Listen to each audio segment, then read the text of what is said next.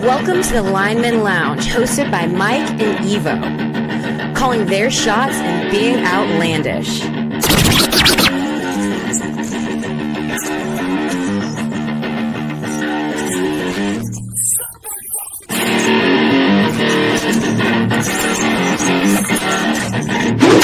Breaking news from the Lineman Lounge. My fantasy football team just took a huge fucking hit. And that also makes it even more likely that the Raiders are going to beat the Ravens on Monday night. Le'Veon Bell is about to be your starter. Latavius Murray is going to go there as well. Jesus, fuck my ass. Get ready for the thickest podcast in the game. Coming to you from Hangar 6, where sleeves are optional. Strap in. The show starts right now. Como están, bitches? This is the Lineman Lounge. We are in Hangar 6. This is the thickest podcast in sports. I am Mike. That's Evo. And I was really excited for today's show, and it has taken a very somber turn. And I don't want to get too wild or crazy. I just kind of want to get right into it. NFL legend, broadcasting legend, John Madden has died at the age of 85. He died this morning. It was announced about 30 minutes ago by Adam Schefter. And this is a huge blow to the world of football, broadcasting. And I actually just sent out the tweet. John Madden inspired a whole group of young kids to get involved, get invested, and start being interested in football through a video game. Now, John Madden didn't create the game, but he is the namesake. He is, when you say, hey, we're going to play some Madden, everybody knows what you're talking about. This man was a legend among men. And to have him, pass away today is a very, very tough blow. They're right in the middle of the All Madden series, talking about kind of his life in all aspects, from the coaching to the broadcasting to the game.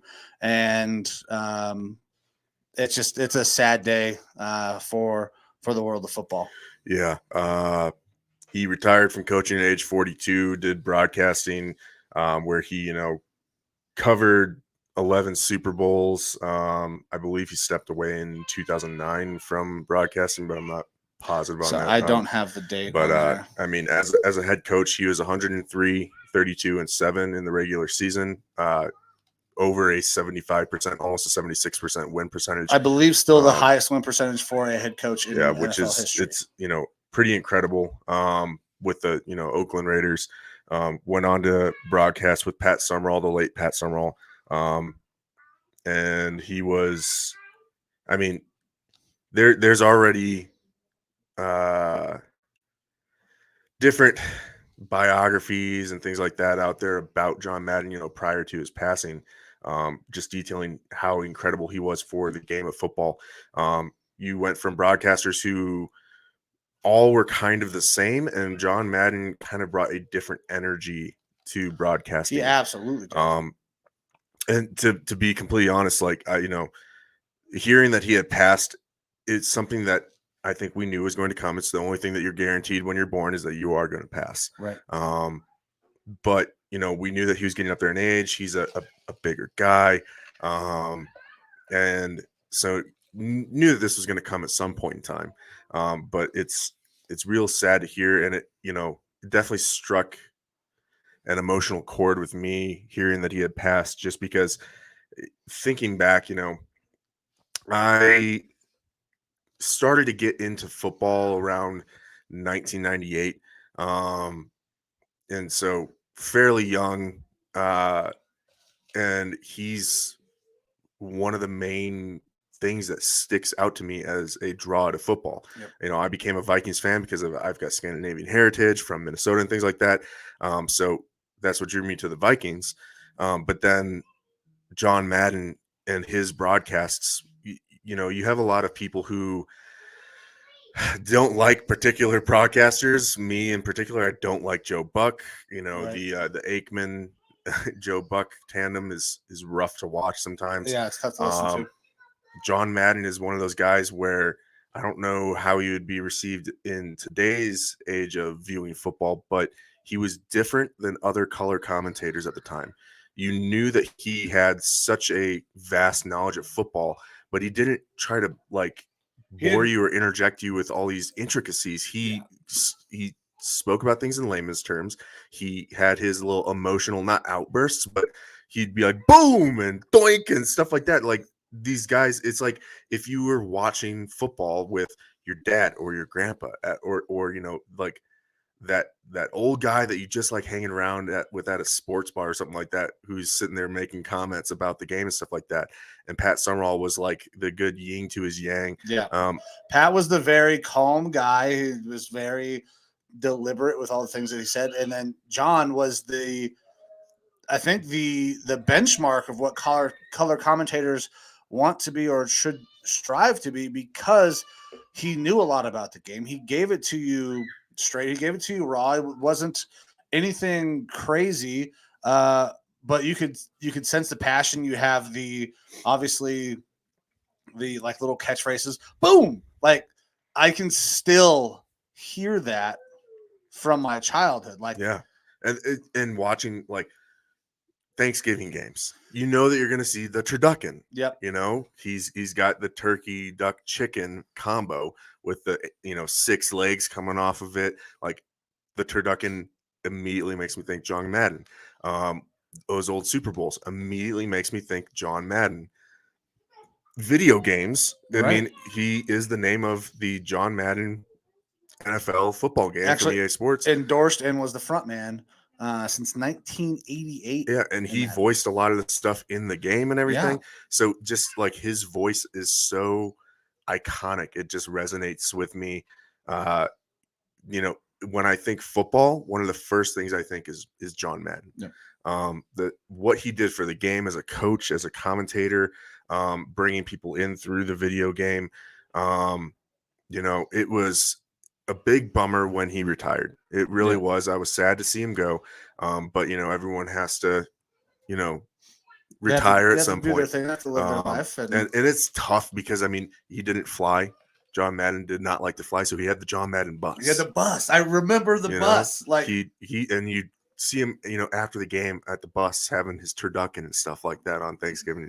Like really good memories of football. It makes me feel at home to think about John Madden and football. And so that just makes it, like I said, it strikes an emotional chord with me to know that he's gone. So it really sucks. Yeah, it is a terrible loss. And we kind of talked about it, but this man's career he's in the Pro Football Hall of Fame for his coaching career. He could probably go in a second time for his contributions after coaching as well. This man's color commentator career started in 1979, and then he retired in 2008. That's 3 decades of calling games. Like, so when we say this man is synonymous with football, that's not hyperbole. That is, and even my son now knows who John Madden is through a video game. Like, he never heard John Madden, but he has learned about John Madden because it's like, why is it called Madden? Okay, well, let's have a conversation. Let's do a little history lesson, and let's teach you some old school football. And that's one thing that John was huge about, is playing the game hard the right way. And it's just a terrible, terrible loss. And thoughts and prayers to John's family. This is one of those, I'm not one of those guys that ever gets like too emotional when a celebrity dies, but this guy was part of my childhood. This was my childhood. It's weird to even say that John Madden is a celebrity. Like, John Madden is, in many ways, he is football. Yeah, which we are both very passionate about football. Whether it's every time that you ever hear a commentator or someone comment, boom, on a play, that's John Madden. When you hear someone referred to as coach, he was the original guy that you referred to as Coach Madden during commentating. Yeah. People could just say coach, and then you knew that they were talking about John Madden. Yeah. It's, a really, really wonderful, wonderful man. The sports world, the NFL, football have all lost a legend, a great. And it's a bummer that we have to, talk about that, but we want to pay our due respects to just an incredible person. Well, without John Madden doing the things that he did and kind of bringing football, because I feel like John Madden was one of those guys that really put a stamp and started to kind of push football out, because for a long time football was cool, a lot of people liked it, but it was not this big giant national brand. I mean, he grew ratings for watching football, big time. Yeah, absolutely. He made Monday Night Football like watching and stuff like that. Exactly. Like you were like, okay, we're watching Monday. I'm gonna watch the fucking Jets and the Jaguars because John Madden's on the call. He will make it exciting in some way. It could be a 3-2 game, but he's going to find a way to make it exciting. Mm-hmm. And that's something that it's the same way that like a Pat McAfee, if I knew that Pat McAfee was calling a game, I would want to watch that. I'd watch it 100%.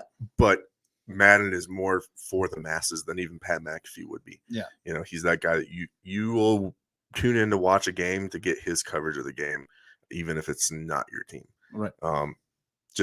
He's one of those guys that kind of synonymously is loved by everybody when it comes to football. No, I know there are people who probably didn't care for his commentary, especially when he's in the middle of his career. I'm sure he went through those Joe Buck moments, but like when you look back and you think about the impact that this man had, how can you not just be in awe and grateful for what he did for the game? This is a tough fucking loss. I was not expecting to start the show this way. I thought we were going to get in and maybe talk about some college football and things like that. And then when I saw the tweet that Schefter put out, I was like, well, I mean, we have to talk about it. We can't not talk about it. And there's not a better way, even though sad, to start the show, because this is a guy that influenced our love for the game, and one of the reasons why we still have that massive love and want to talk about sports on a at least once a week basis. So yeah, absolutely. And I could see the NFL, the NFL's done a lot to commemorate John Madden as is. I could see now with him being gone that it'll be interesting to see what they do to commemorate his legacy. Like, I would not be opposed to them like renaming the Super Bowl to like the John Madden Super Bowl or something like that. I'm good with that. Something, along those lines. And that just goes to show like the importance. How big of an impact that man had. Yeah. Just it's a bummer that he's gone, but we wanted to make sure that everyone who's tuning in, since we are live, if you weren't aware, wanted to let everyone know that John Madden, the NFL legend, has passed, and our thoughts on the situation. But with that, are you ready to get into the rest of the show? I think so. So what's our rundown of what we're going to be going over today? Because we are going to hit another show later on this week where we do cover the upcoming games this week. Yeah. So I'm really big on not making picks for games, for bets early in the week. Because you never know what's going to happen throughout the week. Players get dinged up. And now with the new fucking crazy COVID shit that's going on, I have no idea. I mean, I have to make bets basically on fucking Sunday morning sometimes because I don't know who's in and who's out with COVID. So I don't necessarily want to get into the picks yet, especially if we're giving out bets. I feel like that would do a disservice to ourselves, to anybody who bets along with the show. So I figured we'd do a little bit of a recap. We haven't really had a chance to do a recap of our picks since pretty early in the season. Spicy Mike was trying to do us a solid, create a spreadsheet. That very quickly went away. Also because we had camera issues and tech issues trying to get things to show up. Maybe sometime down the line, it'd be really cool to get that reintroduced so we can track our picks. I mean, because to be a successful sports bettor, you got to win about 55% of your bets. So we definitely want to track that at some point. But figured we'd hit a little recap of the games that we saw this weekend. Some of them were great. Some of them were absolute dog shit. But it was a very tough, weird week in the NFL. We kind of expected by some of the spreads that we saw throughout the week that some of these games were going to be awful. Now we do have some college football going on. There's a bowl game going on right now. Mississippi State is taking on Texas Tech. I have bet on this game. I got a parlay on the money lines that has Mississippi State winning. I also did a bet parlay tonight for the spreads where I have Texas Tech covering because they were getting 9.5. This is a bowl game. I mean, teams typically don't get blown out too fucking much unless the bowl committees have just done a terrible job about selecting the opponents, because bowl committees can select anybody they want to come to their bowl. Now you'll have your Rose Bowl, right? It's always the Pac-12 champion versus the Big Ten champion. Well, if the Big Ten or the Pac-12 championship champions make the playoff, then they move down to the next team. But it doesn't have to be. The Rose Bowl can say, we're going to take the 8th team. Well, as long as they're bowl eligible, you have to win at least 6 games. I could take this 6-6 team and I could put them against Ohio State, and we're going to watch Ohio State put up 100 points. They could do whatever the fuck they want, but they don't. They try to make good games. This appears to be a pretty decent game right now. Mississippi State down 7-10 with 42 seconds left in the half. But there's also a lot of other kind of big shit coming up in college football. Playoffs are getting ready to start. New Year's Day. We do have another bowl game happening later tonight. The Guaranteed Rate Bowl versus the Gophers, my Minnesota Gophers, right, and the West Virginia Mountaineers. That is also part of my parlay. I got West Virginia on the cover, Minnesota on the win. And it's Minnesota -6 right now. I think it was 5 earlier today, so I don't like the way that line is moving for my bet. But, I mean, we got guys who are coming out and announcing that they are going to be going to the NFL. 2 big ones, 2 guys I'm very excited are coming to the NFL. Sucks for Ohio State, but could be really good for the Browns, and Chris Olave and Garrett Wilson, 2 of the top wide receivers in the country. Cleveland's probably going to be looking for a wide receiver because our wide receivers are awful, especially according to PFF. Jarvis Landry will not be back at $14.7 million next year. I don't know if we want to get into it that much, but is that the receivers? No. Or is that the quarterback? We're going to talk about that when we get to the recap. Shit that I keep on seeing is that Baker Mayfield's just trash. a sober Johnny Manziel. Yeah, he's terrible. He's trash. And that's not the case. There were a couple of bad calls in that game. You can never blame it on the refs. There were some key things that did not happen in that game. We're still with a chance to beat best team in the NFL, best record in the NFL. Okay. I know you don't think they're the best team. I can't argue with the best record. Yeah, I mean, the record is the record. Mm-hmm. They have not necessarily looked fantastic. That's what I'm saying. There's teams that, I mean, I thought the Browns had a chance to beat them. We did. We fucking did. Yeah, and as much as we've promoted the Browns, and they are a very, very talented roster, most everybody who isn't a homer or antagonistic against the Packers was going to pick the Packers to win that game. Mm-hmm. And yes, the Packers did win, but it was with the help of the refs, and it was still a very close game. And they've played some other teams that way. And they just played the Ravens that way. Yeah, and the Vikings beat them earlier in the season. We play them this week. It's our Sunday night matchup. So we are playing in Lambeau, which is extremely tough. Very, very tough. And we are in just a real shaky spot as a team right now in general. Ready to have some turnover in the coaching staff, possibly GM and players. So how the team approaches this game will be really interesting. But I think it's a game that we could win because Packers might have the best record in the NFL, but I think they are being overrated. I'm not going to say that they're not a good team, which is tough for me to say, but I think they're overrated. But that's getting a little bit into NFL and into this week's games. For those of you, by the way, that don't know, Thursday Night Football is over for the year. Yeah, I said that we were going to talk about Thursday night's game. Well, we're not going to fucking do that because there is no Thursday night's game. No more Thursday Night Football this year. No more Saturday games this week, at least. Nope. I'm not positive. That will happen during fucking super wild card weekend Mm-hmm. where they have an extra game on each side because another team gets in. Sounds pretty super. Yeah, that's fucking dumbass. Normally, you don't think about the NFL having branding issues, but super wild card weekend is fucking stupid. I would just call it wild card weekend. Yep. Like, but getting back into college football, we have these bowl games going on, except for a couple of them now are not happening as expected. There have been quite a few games that have been canceled or teams have pulled out and games have switched. UCLA pulled out of the Holiday Bowl. I mean, it's the Holiday Bowl. It's not a bad bowl, but I don't really care about UCLA. NC State, not bad. The Arizona Bowl here in was it Phoenix, right? No, that's in Tucson. Yeah, it was in Tucson. So that'd have been a really nice thing to go to. It's pretty close. Could have gotten to another college football game this year.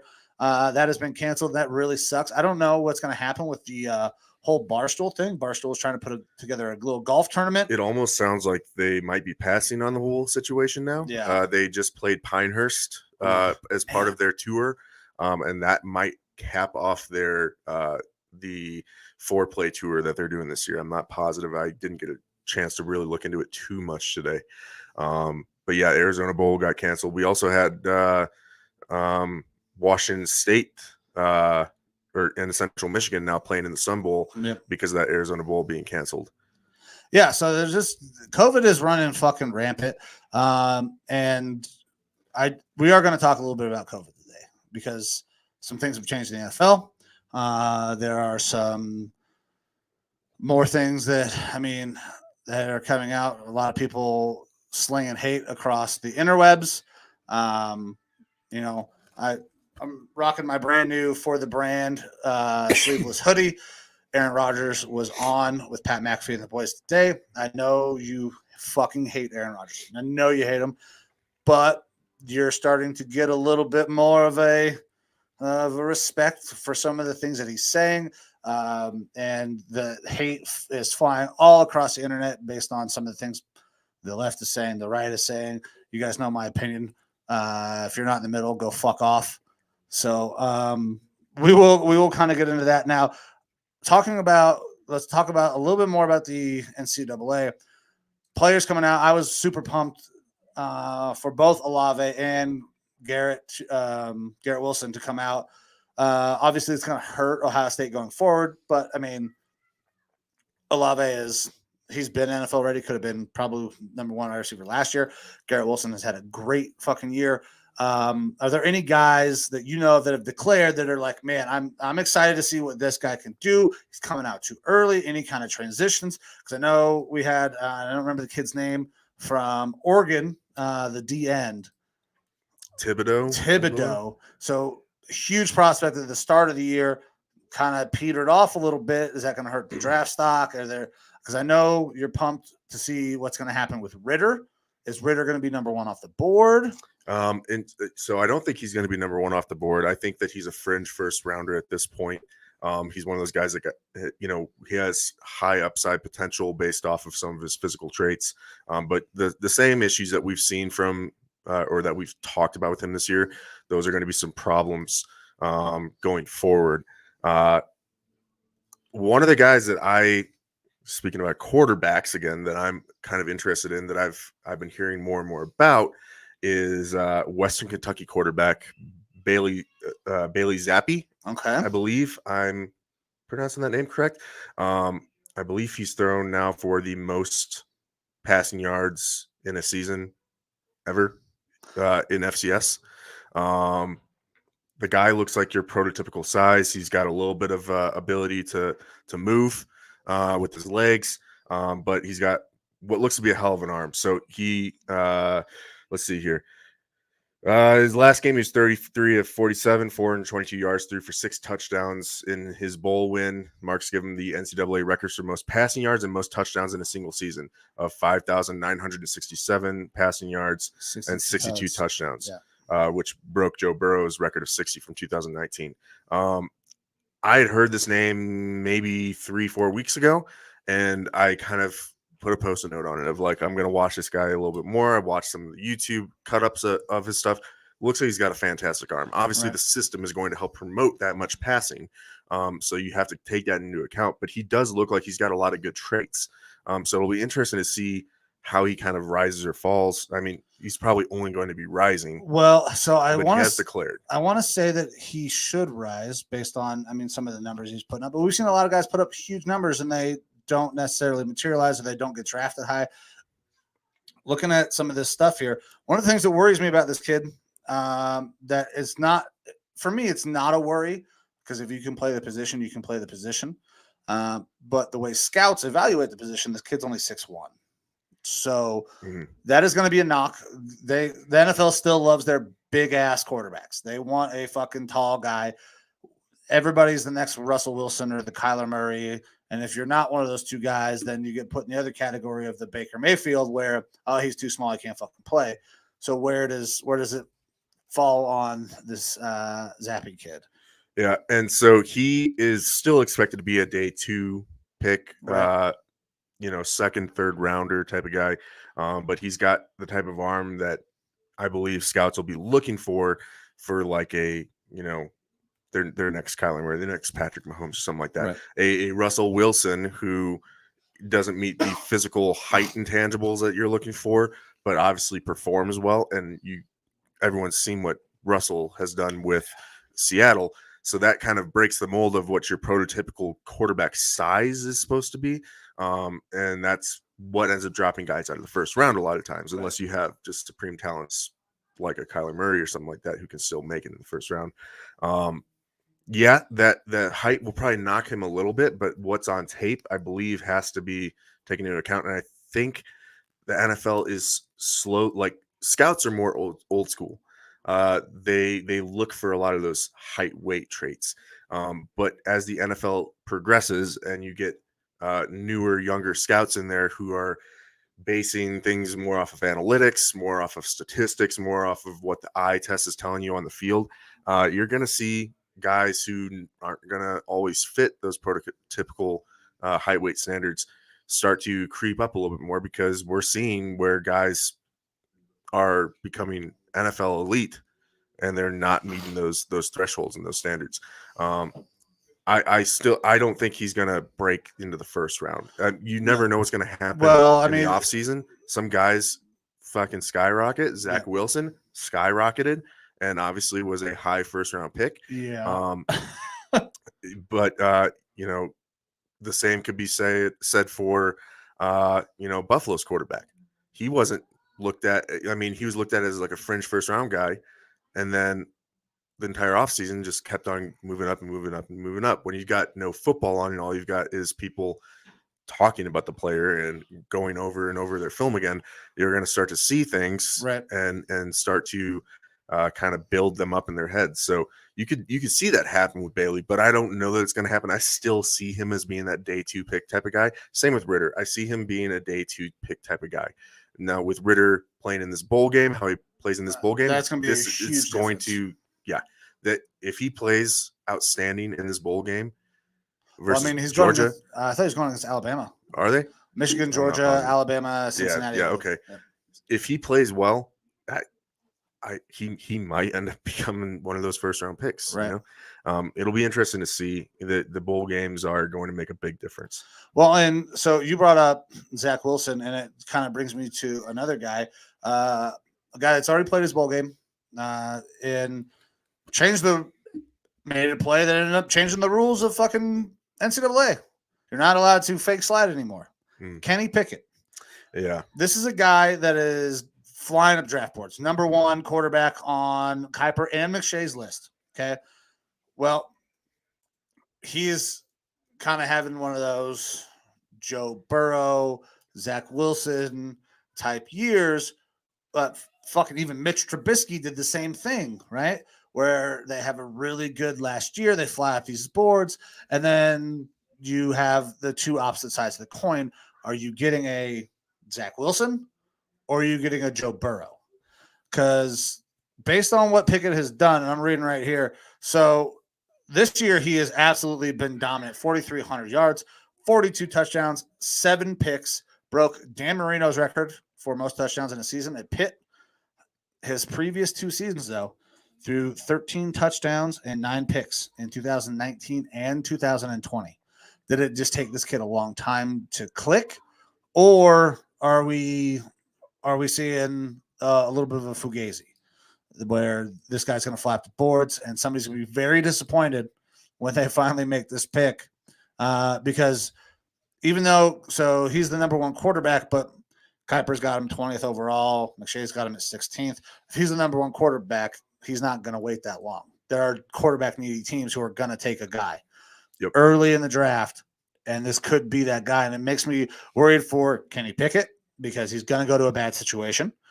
And it makes me worried for those teams who always end up trying to reach and find the guy when he's just a guy. And that's the thing is I've not been a huge fan of the quarterback draft class that's coming out this year, but I do like some of the guys as that round 2 type of talent. You don't want to blow a first round pick on them, but they've got some stuff that you can work with that can be very good for you. And let's take them in the second round and see if we can develop them a little bit. It's not going to be forcing you to thrust them into the limelight right away. The problem is NFL teams need quarterbacks. They always need quarterbacks, and they're always going to reach for them high in the first round. So like you said, it's going to suck when some of those guys end up going to teams that are dog shit, and it can really ruin their career. Well, 2 teams that are complete dog shit who will not be drafting a quarterback, Jacksonville and the Jets. We will get to that game when we talk about the NFL. It was fucking atrocious. So Kenny Pickett looks like he's going to be number 1 off the board. I don't think he is. I don't know if any of these guys are first round material, really. Yeah. Maybe late first round. But you got Pickett, you've got, and I might mispronounce his name, Matt Corral. I think it's Corral from Ole Miss. Yep. And who else do we got here? Sam Howell. Sam Howell. We talked about him. Ritter. There's this kid from Liberty who I don't know anything about, so I'm not going to speak on this young man because he plays for Liberty. I couldn't tell you a goddamn thing about Liberty. I don't even know what state Liberty plays in, so I'm not going to talk about what's his name. This is the sort of stuff that we'll end up looking into when the actual draft time comes, off season starts and stuff, and you can pay attention a little bit more to film on these guys and what the analysts are kind of saying. But we got top 10 guys here. We got Sam Hartman from Wake Forest, Caleb Ellaby from Western Michigan, Desmond Ritter, Bailey Zappi, Will Levis from Kentucky, Malik Willis from Liberty, who you just brought up, Sam Howell, Carson Strong from Nevada, and Matt Corral from Ole Miss, and Kenny Pickett. Yeah. So, again, none of these guys necessarily jump off the tape. There's not a number 1 quarterback in this draft. But there are going to be guys that are taken to the first round under this list. Oh, 100%. I mean, it happens every year. I think God, when was the last time we didn't have one? I was trying to remember. So EJ Manuel was the only quarterback drafted. It was at 2005, 2006. I think it went like 16th. I don't fucking remember. I don't think anybody else went. I think that's the year that Jets backup was terrible this year. What the fuck's his name? Do you remember the Jets court? Not the Jets. The Seahawks backup. Matt Flynn? No. That's a nice callback. Tavares Jackson? That's a nice callback. No, also not Tavares. I played this year when Russell got hurt. Oh. His fucking name is escaping me right now. Jets guy, Geno Smith. Geno, yeah, I went to West Virginia. I think he was in the second round. I think the only guy that went first round was EJ Manuel from Florida State. And, well, EJ was terrible for the Bills, and nobody else was good in that draft either. So this has the making of one of those kinds of drafts. Very strong for wide receivers. Line looks really good. The D-line looks phenomenal as well, especially if you're looking for an edge rusher in this draft. But, I mean, we don't know who's all declared yet. Once all that comes out, there will definitely be another draft special. We might actually have to get Goose back. Give him a second shot. Get Goose back on the line. So he can talk about all the film he watched. Yeah. I mean, Goose is a huge watcher of the film. Eagles sideline reporter, and that was a good time though, man. I mean, that was absolutely that was the beginning of the video for the podcast. Yeah, for sure. And I think it'll be fun for us to kind of, as the draft progresses, we can start to look at position groups and we can kind of narrow out like our top 5 or late round sleeper type guys that we like at different positions. We can take the time off stream to kind of research those guys a little bit more and bring it to you on stream, so that way you go into the draft knowing maybe a few more of these names than you normally would. Yeah, absolutely. And I did like the fact that we actually did our own mock draft. I would like to do that again because that was fun, kind of figuring out where guys thought they were going to go, and then honestly, being able to bury one another if we're like, that's a fun. No, we did that pretty quick. That was like a day or two in advance where we were like, hey, we should do this, and got it rolling. Yeah. With more planning this year, we might be able to do more than just 3 of us. Maybe some spicy Mike in there. Maybe. You know what we don't have is a female voice on the show. We haven't had one. Now, obviously, other than Goose, we have. Love you, Goose, but yeah, he's right. We have producer Amber, obviously, who does a lot of helping us out, but she's new to the football thing. She is very much a fan, but is not going to necessarily go in and do some research. K-Hubs. That's exactly what I'm thinking. Kayla would be fucking perfect to bring her in and have everyone trades all of their first round picks to the Denver Broncos. Yeah, so we're not doing that. There will be no trades. It'll be you pick where you pick, except for you get your team, obviously, on who you want. But that would be good. It would be nice to add the female touch, other than producer Amber, who basically, takes care of us while we're in here, and don't have beers or chew when I say us, I mean me, because I'm completely fucking forgetful. So, all right. Well, I think that'll probably about wrap it up for college football. Before we move on to a little bit of the recap of the NFL, obviously this last weekend was Christmas. Merry Christmas to everybody out there who celebrates. How was your Christmas, man?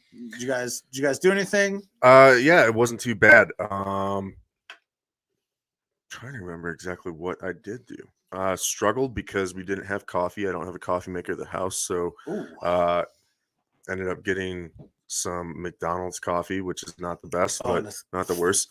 I fucking hate McDonald's coffee. Did a lot of relaxing, just watched some shows, opened some presents. I cooked some nice thick 1.5-inch steaks on the smoker. Ooh. And 4 lobster tails. Did a sous vide butter poached lobster tails. Those were pretty damn good. Very nice. So nice little dinner, and yeah, it was a pretty good night. Very nice. Well, I know you talked about it on the last episode that you're gonna do the sous vide and smoke some steaks. Glad that it turned out good. Good Christmas, and you and the lady had a nice time. Yeah. Our Christmas was fucking chaos as always. I mean, I got 3 kids. Yeah. I know the people who are listening can occasionally hear them, and by occasionally I mean probably 10 to 20 times a show with the screaming and the shit that happens outside of this room. Producer Amber is a saint for allowing me to come in here for a couple hours to talk about sports while she deals with that. But they were up at like 4:00 in the morning. Told them to go the fuck back to bed. We were not getting up. Finally did get up around 7. Everybody's super excited, opening presents. Kids had a good Christmas. They always do. Elizabeth, there's pictures on my Facebook, and she opened one present and had to go around and show everybody, and then show everybody. Yeah. And then show everybody. Same present. Trying to get through her presents was a little bit of a task. Graydon got himself an Oculus. Yeah, he's fucking spoiled. However, be careful with that. Well, I am that VR porno. We're not there yet. I mean, he's 9. We're getting close, but I discovered my ding dong at an early age, so. That's true. Boys will be boys. They will be. Amber, I am so terrible about shopping for her. Like, whenever she sees something and she likes it, she just gets it. And like, we'll just, tell me what you want. And because I'm not great about coming up with like my own ideas. I did get her a necklace to replace the one that was ripped off of her neck by Elizabeth. So she has a new necklace with all the kids' birthstones, all their names, all that stuff. But other than that, man, like I'm dog shit about getting gifts. I am terrible at it. I got to keep in my phone a note on there where I write down little hints and stuff like that, because when it comes time to get gifts, I can't remember shit. So rather than try to think off the top of my head, I try to keep that note list going throughout the year, so that way I've got selections, or if anything pops in my head, because I'm the same way. Like if I'm on the spot, I can struggle heavily. So that note keeping keeps me pretty good. Yeah, so I should really start doing that. But what's going to happen is I'm going to forget that I put the fucking note in my phone. And I'll be in the same situation I always am. Yeah. But I had a pretty good little Christmas, actually rocking some of the new gear. Amber got me another for the brand sleeveless hoodie. It's really just kind of my look now. Because fuck sleeves, and then the hoodie's great. Got a chain. I was a little worried how the chain was going to look. Was I going to be able to pull it off? I didn't even notice, which means it's a good thing. Well, exactly, right? So it's not too much attention. Fits, yep. It's nice little Cuban link chain, new hat. So I had a really good Christmas. Mom came over. We cooked my Jelly of the Month Club. My ham that was given to me as a really, really nice bonus from our company. So, yeah, all in all, it was pretty good. Pretty good Christmas. And then I got to hang out and watch some football. Yeah. But we'll get to why I was disappointed at the end of the day after a little bit. All right. So we had college football. Do you want to get into a little bit of a recap of the games, things that you saw, how our picks went? Because there were some games that went exactly the way I thought they would, but there were some games that did not go at all like I thought they would. Yeah. It really fucked my parlay. Yeah, absolutely. So we had our games on Christmas. I guess you want to talk about your game first? Yeah, fuck it. Let's just fucking get right on into it. So the Browns and Packers played. The final score was 24-22 Packers. Yep. So obviously a very close game. That game being played in Lambeau. And the majority of the talk about this game was the officiating.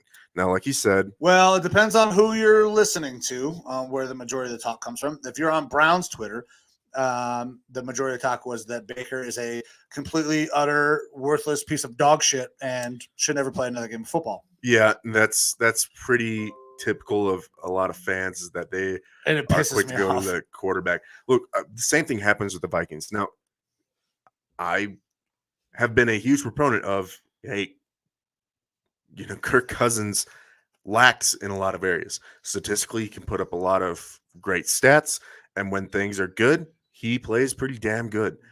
He's an above average quarterback. But when things go bad and we lose, it's the same three things over and over again. Fire Mike Zimmer, fire Rick Spielman, and get rid of Kirk Cousins. And so a lot of on the forums and Facebook groups and stuff that I'm a part of with Vikings fans, a joke, you have Kirk Cousins supporters, and not even necessarily people who are like hardcore Kirk Cousins fans. They always like to be like, oh, the Vikings just allowed a punt return. Why didn't Kirk Cousins tackle him? Get rid of him, kind of sarcastically. And that makes sense to me, because like he gets blamed for a lot of shit that us losing games that aren't necessarily his fault. A lot of them are schematic and coaching. But that being said, Kirk Cousins isn't, the greatest thing since sliced bread. No, he's a serviceable player. Absolutely. Right? We have a multitude of issues on the Vikings. And the same thing can be said for the Browns. There's a lot of excuses, and I don't like to say excuses in necessarily a derogatory way, but Baker is hurt. Your team is hurt. Yeah, you guys have COVID issues.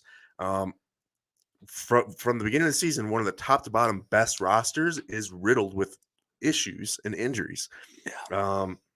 So there's a lot of reasons why things aren't going well. But the team just is not performing like they should in general. To a point, the fact that you guys are able to hang in there and have that close of a game versus the number one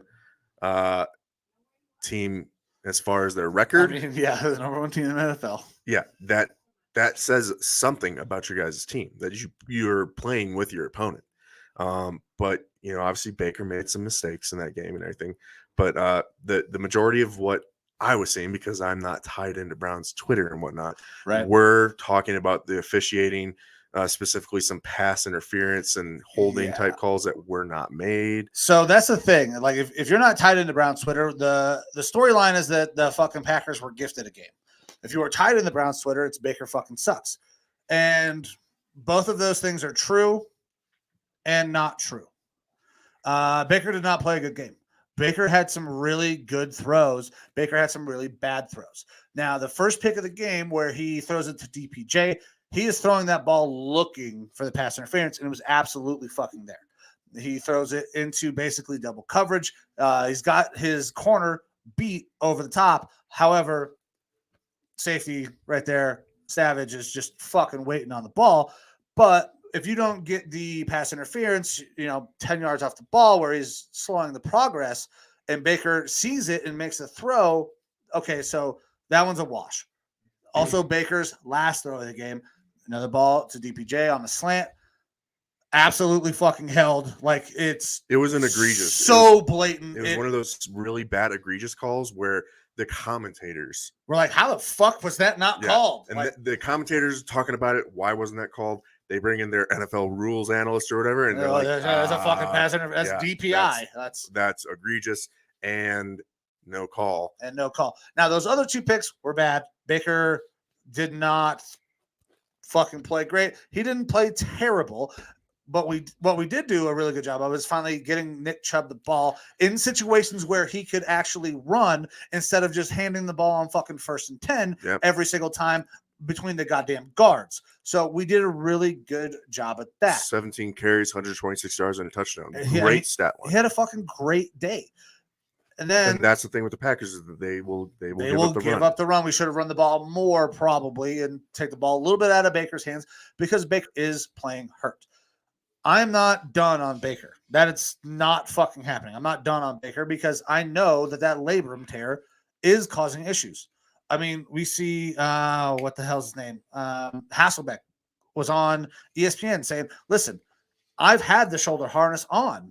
You can't throw and be as accurate as you should be when that shoulder harness is on. Now, Baker's feet were fucking terrible in this game. His feet did not match his eyes at all. And that's where those other couple picks came from, like the one to Jarvis that he overthrew that's all Baker, because his feet did not mirror his eyes. And he's just not a guy who's going to be able to throw off platform consistently, especially if he has a fucking shoulder harness on. So there was some really good things in that game. That whole Fire Joe Woods crowd is really starting to shut their fucking mouths finally, because that defense played fantastic. For as many turnovers as we gave up in that game, to only allow 24 points because we gave it in plus territory multiple fucking times, that's a great defensive performance. Fantastic. Could not ask for more. We just have to find a way to not make those bad plays, or if the fucking refs would give us a call.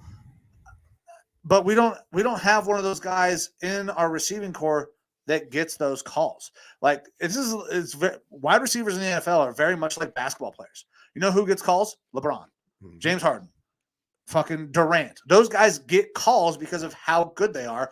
We don't have that guy who gets that call, especially a second-year guy who is not really proven to be a world beater in DPJ. So twice on DPJ it happens, doesn't get the call. We are playing in Lambeau. I don't think that maybe home field advantage, but we have a chance to win that game. We should go down, be able to kick that field goal, because the DPI was blatantly fucking obvious. Yep. That is frustrating. Now, do we make it? No idea. We have some fucking kicker I have never even goddamn heard of kicking for us this week, because McLaughlin was out on COVID. I mean, we got a whole new kicking crew. We got a new punter because we cut Jamie Gillian because he had COVID and signed Colquitt. Good with that. Let Colquitt.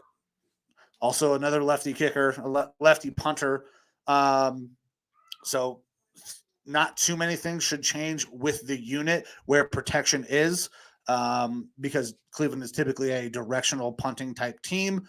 But the entire operation changes with a new kicker. He goes out, misses his first extra point, puts us in a situation where we have to go for 2. There were other things in that game that caused us to lose. Baker was a contributing factor, which is not, I'm not going to say typically the case. He was the main reason we lost that game, which is not common. A lot of times Baker will keep us in games, won't win them, but he was one of the main factors in why we lost this game. But that does not mean that I am out on Baker at all. Baker's going to bounce back. We're going to smack the fuck out of the Steelers on Monday night. I have no doubts about that. Baker Mayfield throws 4 picks in a game. I guarantee you he's coming. This is the game where Baker either lights it up or this is the end of Baker's career in Cleveland, because he is going to go completely down the opposite direction, because he is going to fucking sling it.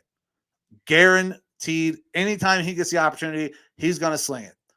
And he's going to need to, because we're going to have to stretch that defense out to get Nick Chubb those running lanes. I would love to see some deep shots down the field to fucking Anthony Schwartz, the fastest guy in the goddamn NFL. Haven't taken hardly any deep shots to him. We're using him as a gadget guy, end arounds. Let's fucking let the guy who ran a 10 flat 100 just go and eat and stretch that defense out. So, I guess we can move on. Yeah, all right. Now I'm worked up. Yeah, a little worked up. So next we have another game on Christmas, the Colts and Cardinals.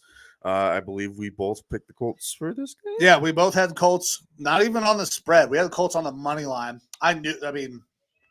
This seemed like a foregone conclusion to me. I was very confused about the line based on the way the Cardinals had played and the way the Colts have recently played, and the Cardinals' complete inability to stop the run, and Indy being able to ram it right up the ass of basically any defense in the NFL. Yep. And so the Colts ended up winning this game 22-16. Another good running game from Taylor, 27 carries, 108 yards, no touchdowns, but a good running game for him. That no touchdown thing did hurt a little bit as it came to the bets. And fantasy games were good. I did win the Cheap Seats Vampire Championship. I am now in the Cheap Seats Podcast Championship. So those 2 podcast leagues that I joined, won championship and championship this weekend.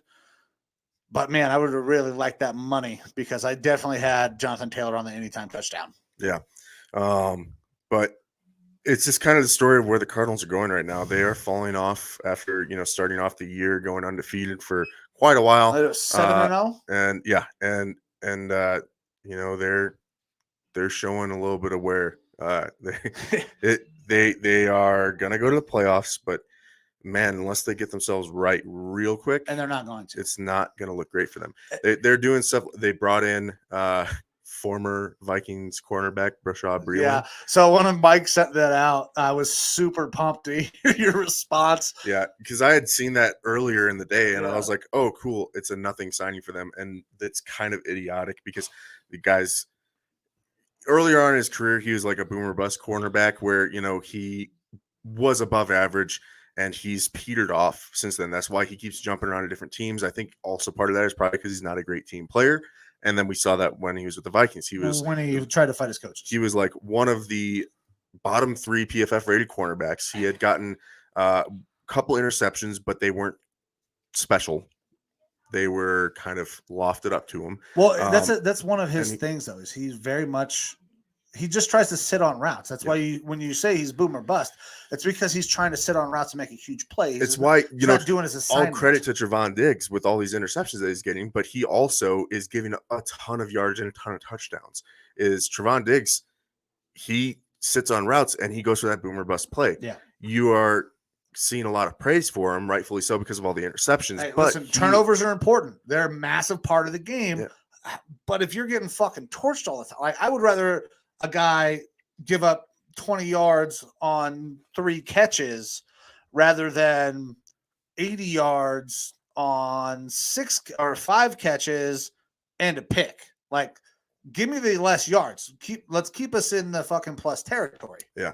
And so either way, Bashaud Breeland, obviously he gets released from the Vikings because, this has been a tumultuous year for him. He's talked shit on Twitter to Vikings fans. Oh, I did not know that. In the game or in games when fans have booed him after giving up a touchdown or a big catch, he's actually turned to the home crowd fans and egged them onto a fucking point. And then the last straw was him getting into it with coaches and players on his team trying to fight them. That ain't going to fly. So booted off the team. I think that is good for the Vikings because, look, we're not going to the playoffs this year. There's still a chance, technically. We are still technically in the hunt, but we are not going to the Super Bowl. That's for damn sure. If we make it in the playoffs, it'll be super lucky. But we are going to get to see some other guys out there, Cam Dantzler and stuff like that, who are young players on our team and see what they can do, give them some more playing time. I'm looking, and we haven't seen a drop off necessarily in how our defensive backfield has been playing. They're still bad. Yeah. All right. Which But really they're not, sucks for but Mike they're not Zimmer. worse. They're not worse with Breeland, leaving. So Cardinals go out and bring this guy in. He's a cancer to the team, potentially. You're bringing in a potential cancer to the team when you're trying to get yourself right. And he's not going to bring a whole lot to you as far as bolstering your defense. It's going to be an issue for the Cardinals to figure their shit out here real quick because we got this week and next week. And then we're playoff territory. You don't have a lot of time to fix these issues. Yeah, I don't think they are. They have hopes that J.J. Watt will be able to return. And it doesn't matter what players are will be able coming to back. return. It doesn't matter what players are coming back because it's not on who they're missing. It's on what the guys that they have there are doing. Specifically, Kyler and Cliff Kingsbury. Cliff Kingsbury is showing that he is really bad at game management. We talked about this on, I don't know, maybe 2 podcasts ago, 1 podcast ago, that there's just so much shit. We missed a bunch of comments. All right, we will get to those. Give us 1 second, guys. There is so much bad fucking game management. Kyler is not playing big in big spots at all. It's those 2 guys wilt down the stretch. And I've seen nothing to show me that that's not going to continue to happen. This is something that we talked about at the beginning of the year. Can they finish? Is Cliff going to be on the hot seat at the end of the year because they have another fucking collapse at the end of the year? It's a wild situation for how good they were to see the drastic drop off in their performance, their play calling, their game management. It's crazy to me. Yep. And I kind of talked about this a little bit the last time, but you've got Edmonds coming back. Connor has been dealing with injury. Connor was a late scratch from that game. So Edmonds is, their primary back. He didn't have a horrible game, but he's not bringing what James Conner was bringing to the team. And I think that mixing in more Edmonds might end up being a detriment. Now, Edmonds did have a pretty good game. He did, but it wasn't like what Connor was doing. You're not seeing those touchdowns and stuff like that. They have to run the ball right now. They have to, and Connor's more of the running back. Yeah. Edmonds is, in years past and everything, he's a great third down guy receiving option. Connor's your main runner. And that's really shown through when Connor was getting the bulk of the workload with Edmonds being out. And with Connor in the game, it changes the way they call plays because they are more under center there. Because Connor is he's not a guy who's necessarily threatening the edges. He's a guy who's going to be one cut downhill between the tackles, fucking runner, and it changes the play calling. It allows for different guys to get mixed in, change concepts. And Edmonds, I do think that he does kind of muddle what they're doing there. Yeah. Which sucks because Edmonds is a talented player in his own respect, but it's just not working for their offense right now. All right, let's take a look at some of these comments here. All right, let's see what we got. This is from 13 minutes ago. All right. Eric Dunlap, Bills Mafia running wild on the Patriots. Eric Dunlap is one of the guys from the Football Gurus group that I'm a part of, where we do where I got into the fantasy football stuff. Thanks for watching and tuning in, man. Bills Mafia, we are definitely going to get to that. I'm very excited. I'm very excited to talk about one specific incident in that game. All righty. Then we have another comment here. Tom Brady from Facebook user. Okay, Tom Brady. All right. Well, Facebook user Tom Brady is the GOAT, but I don't know what we're talking about when we're talking about Tom Brady. Facebook user, is Baker the long-term answer for the Browns? I think we kind of hit on that a little bit. So Facebook user, I wish I knew who this was. Undecided, I think, is the answer for there. I think he can be still. I think we have to see Baker in another year in this offense and not with a torn labrum before we know the answer to that question. I'm not going to judge him on this year. It is a down year for sure. I mean, he is so fucking banged up, though. I cannot say that he is or is not at this point. It is. I'm a huge Baker guy. My Elizabeth's middle name is Baker. I'm a huge Baker guy.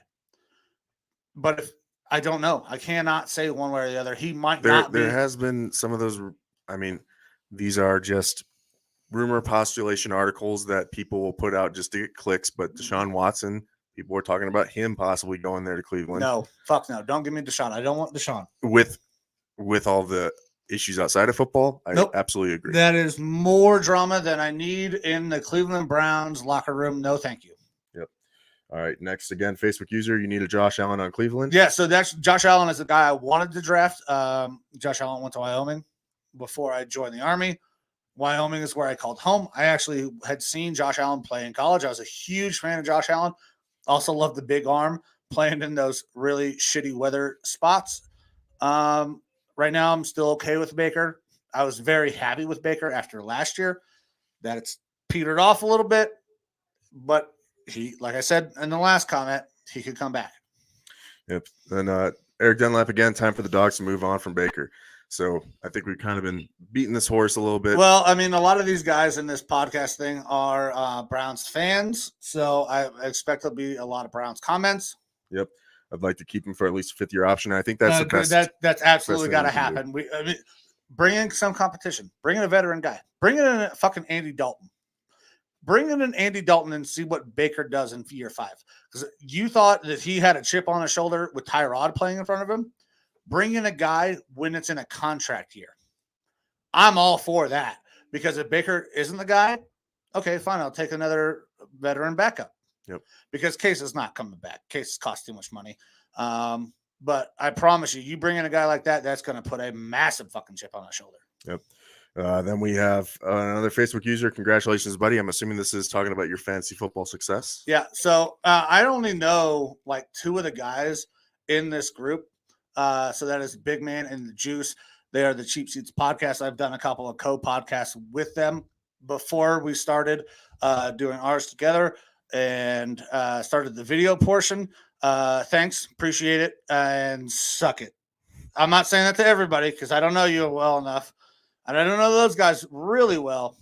But I feel like I can make that comment, especially because me and the Juice had a fucking damn near all-out battle about how good Alvin Kamara is or is not. Yep. And then lastly here, we have Spicy Mike Aaron saying that other than the first play of the game, the Cardinals stopped Jonathan Taylor Thomas. And to that, I would say he got 27 carries for 108 yards. You held him out of the end zone. That's true. But whenever I see a running back going triple digits rushing, that's a good fucking day. 30 or less carries, it's a strong day. It's a strong day from the running back. And obviously, the Colts won the game, so what they were doing worked. Yeah, actually, and that's something that we didn't talk about. Carson had a pretty goddamn good day. Had a moment where he actually kind of went out and won them that game. We've been talking about Carson. Can he have that moment? That was a really big fucking game, and Carson might have had a moment.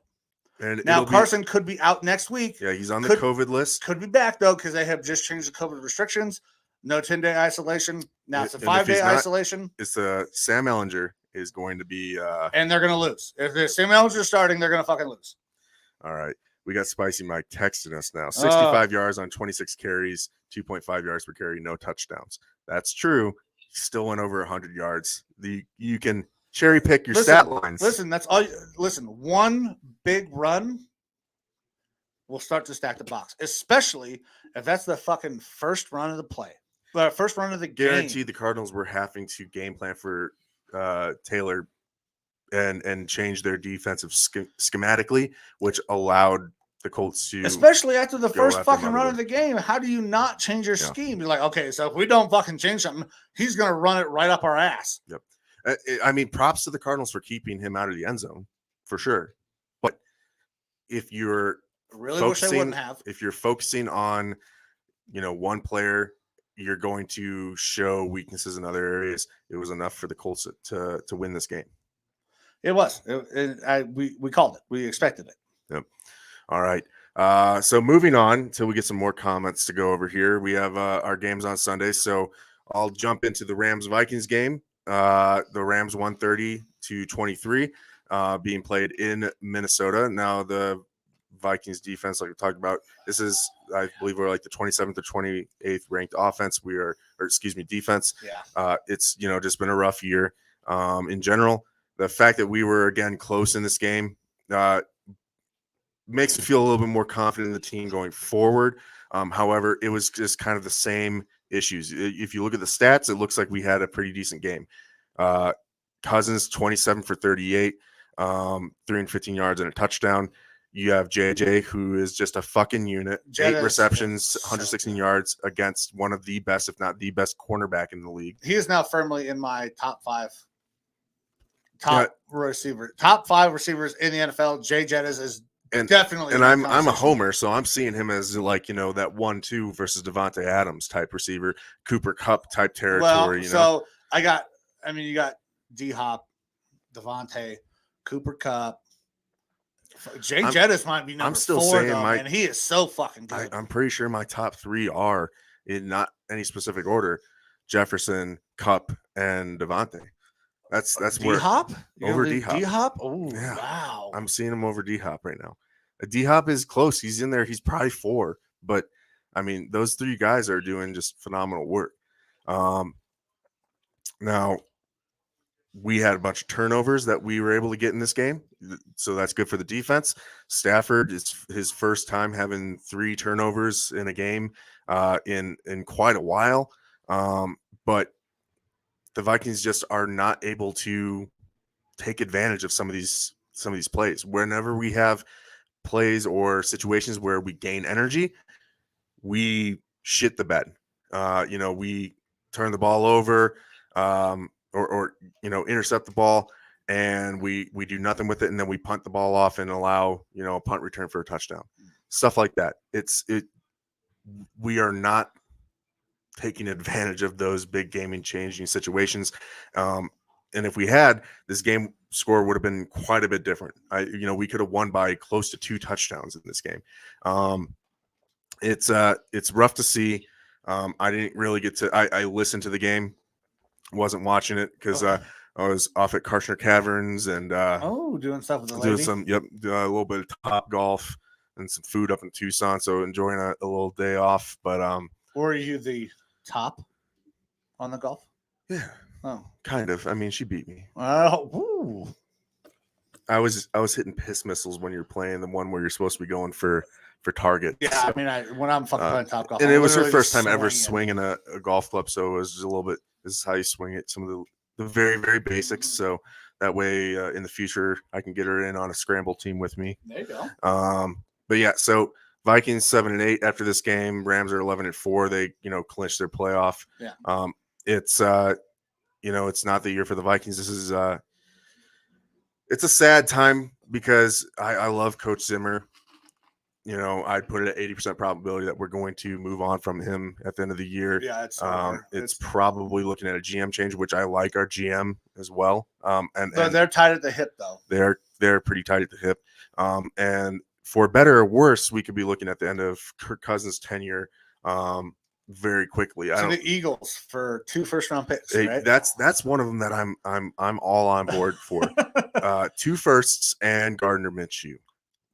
I'm all about it. If you can get fucking Gardner Minshew, well, should I take a 1 first and Gardner Minshew? Because if we were talking about 1 first-round pick and Gardner Minshew, I'd still want a little bit more compensation. Give me a fifth. third or a fourth or something like that. Something to sweeten the deal a little bit.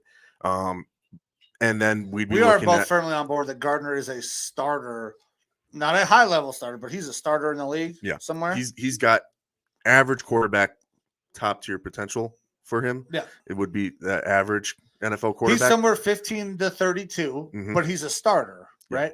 Yeah, I believe so. And apparently Gardner went to Sirianni saying, "Hey, I want to be the starter," and Sirianni turned him down. Makes sense to an extent. Jalen Hurts played well. Yep. And Jalen Hurts, I think right now is more in line to be their future than Gardner would be. Yeah. So that makes a little bit of sense. But either way, my Vikings lose this game. The fact that we played one of the better teams in the NFL as well as we did bodes well.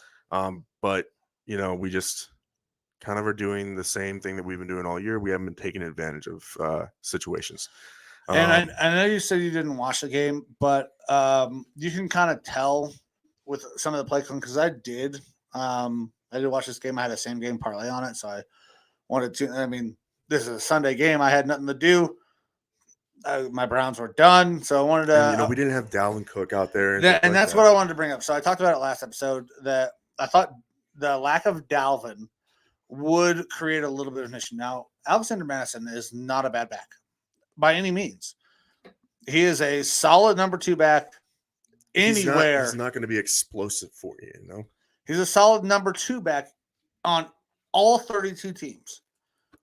But he's not that guy. He's not a workhorse, and that's what you're asking him to do. Now, he didn't have a bad game, but you could sense when okay, so listen, this is a 3rd and 3. Or this is somewhere where we can get the ball to Dalvin on a run, on a fucking swing route, on a screen, and we can make something happen. And then Alexander Madison's he's not going to do that. And I figured that it would play a factor, and it looked like in the play calling, it probably did a little bit. Yep. So, and look, I think I'm not completely against Clint Kubiak, but I'm definitely not all for him. He, his first time off as a coordinator, first time play calling this year, 38 times, and they were never really, really down in that game. Yeah, like he does a lot of things good, and he does a lot of things bad right now. Sometimes you got to start somewhere as an offensive coordinator, but it's just he was thrust into not an impossible situation, but a very difficult one, and maybe that means in the future, after an offseason of reflection and review of what you did, he's able to build and become a much better offensive coordinator. I mean, there are some positives to take from Clint Kubiak this year, but it's difficult to go forward. I mean, I like his use of 3 wide receivers in an offense that doesn't typically use them. Yeah, if Zimmer were to stick around this year, I fully expect Kubiak to stick as offensive coordinator, and we could possibly see a improvement from him next year. The thing is, I don't think Zim's going to stay. Zim's not sticking, and that means Kubiak might not stick either, which I think he has a future as an offensive coordinator. Yes. I like the way he's evolved your offense a little bit. I think that he but it got a little neutered at one point in the season early on, and then when you see Dalvin out, you can see how the play calling changed. A team, 2 tight ends running the ball. I'm okay with adding a 3rd wide receiver, but you could tell in situations where Dalvin should be getting it. We got a lot of really good offensive weapons when we're healthy. Like I said, it looks good for the future because you guys have one of the best fucking offensive weapon cores in all of football. Yeah, Thielen, Jefferson. We have a 3rd in KJ Osborne, who I really like well KJ this year. Osborne. And then Irv Smith Jr. was in line to be our starting tight end this year, and he's done nothing but get better every year and looked real good in the offseason before he went out for the year. And then Conklin was never really viewed as that good receiving option as a second guy, but he's shown he's had a very good year. So that gives us 2 good tight end receiving options, a minimum of 3 good wide receiver options, and then when you have Dalvin Cook in the backfield, that gives you that gives you double tight end. That gives you a 21 set. That gives you a fucking 5 wide set. We have a lot of options. You can do a fucking 11 grouping with 1 tight end and Dalvin on the field. You have a lot of groupings with that group, and it just the offensive line is starting to gel a little bit more when healthy. And obviously, with Cousins, I really like Ezra Cleveland. Yeah, for your line, with Cousins being there.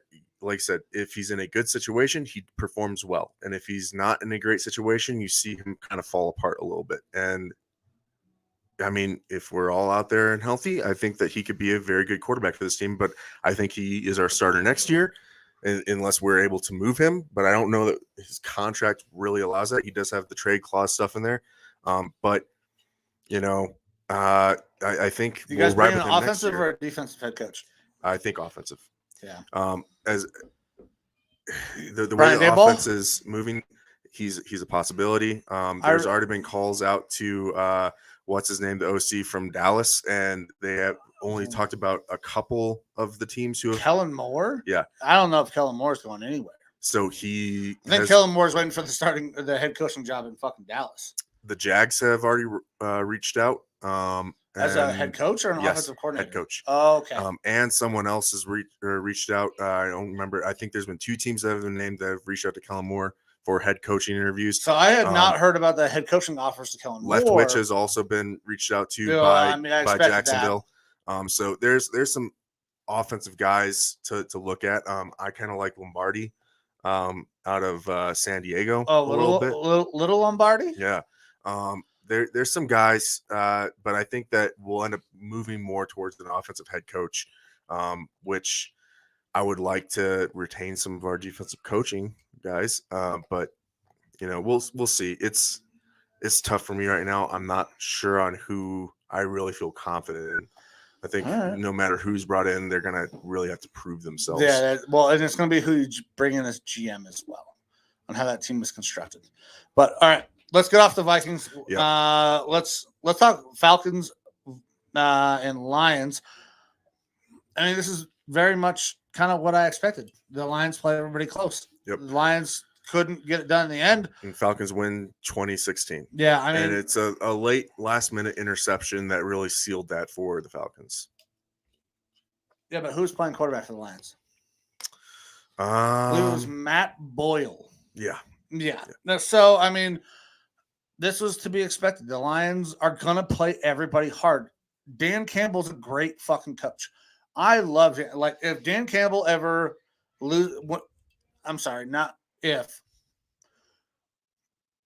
when Dan Campbell loses his job in Detroit, bring him over to fucking Cleveland. And I'm not saying that Dan Campbell's a bad coach, but he's the head coach of the Lions. He's going to get fired within 2 to 3 years, probably, because the Lions won't win enough. I mean, hopefully they're able to. I would love to see them be good, but it's the fucking Lions. Dan Campbell is a great fucking coach. That is a guy that I absolutely would want on my staff. He is, and the only reason that they will stay with him for a while is because his team plays hard. They had no business being in this game. I mean, the Falcons should have blown them out, especially with fucking Matt Boyle playing quarterback. But the Lions play hard. They're not giving up on Dan Campbell. So it's what we expected. Lions cover, Falcons win. I cannot wait to see Dan Campbell in his next role, because I just can't say that he's going to be at the Lions for a long time unless they really, really turn it around. And part of that is I do like Dan Campbell as a head coach, but I don't know if that's his best. No, he's a coordinator. Yeah. I mean, so like Vikings, we had Mike Tice as a head coach. Mike Tice is an outstanding offensive line coach. As a head coach, like, he kind of had that Dan Campbell energy where he's the tough guy, motivator type person, but I don't know that he's best suited for that head coaching gig. That's a Bill Callahan. Mm-hmm. Bill Callahan is the Browns offensive line coach, one of the best in fucking football. had his time as a head coach with the Raiders. Did not work out. I mean, having him as a part of your staff is an asset. Same thing with Dan Campbell. I just don't know that maybe he's not a head coach. Maybe he is somewhere, but the Lions are not. I mean, they fired fucking Jim Caldwell after 10-6. The Lions need some new ownership. And it's not going to happen because the Ford family is not giving that up. Nope. All right. We'll move on here. We've got the Ravens and the Bengals took it to the Ravens 41-21. Burrow had a phenomenal year. Well, he's been having a great year. Yeah. But a phenomenal game, 37-46, 525 yards and 4 touchdowns. Mixon was held to 65 yards, but he still got a touchdown on 18 carries. And then you've got, Higgins just blowing up 194 yards and 2 touchdowns on 12 receptions. That's the type of guy you want to be having on your fantasy team this week because those are phenomenal numbers. He was part of the reason I'm pretty sure I won that Cheap Seats Vampire League. Yeah, Bengals are 9-6 right now. They are definitely a team to watch in this AFC playoff picture because I think they're one of the teams that people are not talking about as much as they should be. Yeah, so the Bengals played a fucking phenomenal game. The Ravens are on their heels. They are absolutely reeling. They are not making the playoffs. And I was very happy to see the Bengals win this game. It helps the Browns because if things go the way I expect them to go this upcoming weekend, depending on COVID, Browns are playing for a division title in Week 18. It was a great game. Joe Burrow's a stud. I have nothing but nice things to say about Joe Burrow. He is fantastic. I wish he would take care of himself a little bit better on the field. Now, what he does off the field, I don't know. I can't speak to that. He needs to protect himself a little bit more. But this is one of the best group of weapons in the entire NFL. Jamar Chase, T. Higgins, fucking Joe Mixon, CJ Uzama. Like, just line them up. That's a damn good group. And Burrow can make it happen. Yep, absolutely. All right, moving on. So this was something that was kind of commented on by one of our viewers. We got the Bills and the Patriots. Bills win 33-21. And, there was a little bit more passing in this game than the last time. There was a lot more passing. Bills came out and did what I expected. Bills kind of got a little bit of redemption. Micah Hyde and Jordan Poyer had some things to say about where the fuck's that asshole from the New York Post, who typically wants to talk shit. And the Bills put on a great game. I mean, Josh Allen is unbelievable. Mina Kimes, if you don't follow Mina Kimes on Twitter and you love football, you're fucking wrong. She is brilliant. She put together a little clip, I think. I don't know if it was her or somebody that, is in her vicinity of Josh Allen just fucking making phenomenal throw after phenomenal throw. He's a stud. They're very good. The Bills are very, very fucking good. But the thing that I really wanted to talk about was Stephon Diggs getting into it with those stands, those fucking massholes up in New England. Now, have you seen the clip? Yes. Yeah, I have. I love Stephon Diggs. I was really sad to see him leave. I was not happy with the way that he departed because he forced his way out, but I get the frustrations from him and everything. So, I'm always going to have a soft spot in my heart for Stephon Diggs after the Minneapolis Miracle. And this is the type of energy that he has, is going to get that sort of a reaction towards the fans. So since you've seen the clip, there's a little bit of controversy on Twitter about what he said. Did he say, shut the fuck up? Or did he say, suck my fucking dick? Or maybe fucking's not, suck my dick. I don't know. Either way, I would believe it. I believe that he. I listened to it. I listened to it a few times. It sounds like he says, shut the fuck up. I think that's what's mostly being reported. And if that is what he said, good on Stephon Diggs. Tell those fucking people up in New England to shut the fuck up. You do not listen. Mac Jones ain't bad. He is not Tom Brady right now. Mm-hmm. Like that's what they've been waiting for since Tom left. Is the second coming of Tom. He's not there yet. Like he's got a long ways to go. He's not a bad quarterback, but he's not Tom. And if Stephon said, "Suck my dick," good on Stephon. Like. Those people up there are they're fucking douchebags. Like I got no problem if you're getting it all fucking day from the stands. Hey, listen, you want to be a part of the experience? You want to say your shit? I'm gonna fucking come back at you. I got no problem with that. Let the fucking nuts swing, bro. Like the Bills played a great game. They get a big win, 33-21. It's So whatever Stephon said, good on him. Fuck those Patriots fans. I'm glad that they lost. Yep. All right. I guess another fun one for us here is the Jaguars and the Jets. Jets win this game 26-21. And, your boy Zach Wilson just looking like the franchise guy, I guess. Yeah, looking like the franchise guy, scoring the slowest, 40, 50-yard touchdown in the history of the fucking NFL. Something like that. I mean, yeah, Zach played good-ish. Zach did a lot of things to win the game. But also after Trevor Lawrence gave him an opportunity to win the game by making a bonehead decision. This game was going to be dog shit. We knew it was going to be dog shit. It was a higher scoring game than I expected. But and it seemed like it stayed relatively close. Yeah. So I suppose if you are a passive fan who isn't tied to either of the teams, it might have been more interesting just because it's a close game. But, it was kind of one of those toilet bowl games. You have James Robinson going out for the year with torn Achilles, I believe. Mm-hmm. We'll see how that affects him going forward, which is, a bummer for the Jags. But, I don't expect them to be pulling out any wins the rest of the year. No, they're in my opinion, they're firmly locked at the number one. They're getting the number one pick. Yep.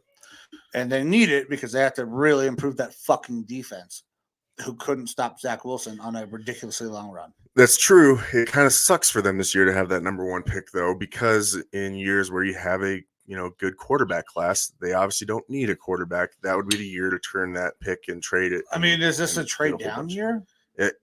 Who's trading up for Kenny Pickett? That's the thing, is that it sucks for them to have the first overall this year because of that. I mean, yeah, they'll get their choice of the best player in the draft, but they need to rebuild, and that means a lot of picks. That's a lot of picks. So maybe somebody goes out there looking for edge rusher. Yeah, maybe they go Thibodeau or something like that. I could see someone being willing to move up, but you're not going to see a haul like you would in previous years. So you're probably looking at those Jags having the first overall pick again, something that the Jacksonville fans are very used to. 26-21 Jets. It wasn't a good game. Good job, Zach Wilson. You got to win against the worst team in the NFL. Mm-hmm. A team that I expected to have a bounce back after Urban was fired. And it actually looks like Urban was right that team's a bunch of losers. So yeah, they are not the class of the NFL. Next, we have the Eagles and the Giants. Eagles handily win this one 34-10.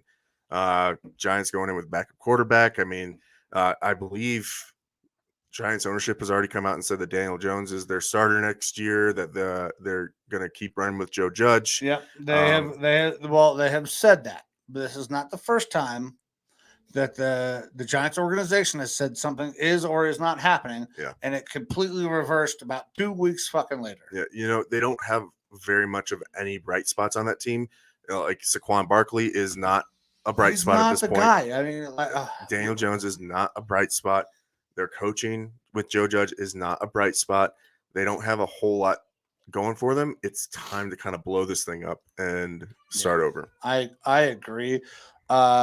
Eagles came out and smacked the fucking Giants. I mean, what the hell is his name? I just forgot the dumbass tall quarterback's name. Glennon.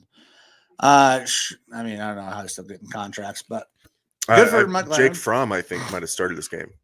So it was a combination of Jake Fromm and Mike Glennon in this game. They were terrible. But one thing I do want to bring up, I mean, this is the Lineman Lounge. We love linemen on this show. I like talking about offensive line play. I mean, I'm an offensive line coach. It's fantastic. And we saw the first thick six of the day in that Eagles game. I mean, that's an offensive lineman's dream. Getting out there, Lane Johnson scores his first NFL touchdown on a fucking tackle eligible. I mean, and he had to show a little bit of athleticism because Lane Johnson is a very athletic dude. And because Jalen did not just lay that shit out there for him. He actually had to make a catch. Yep.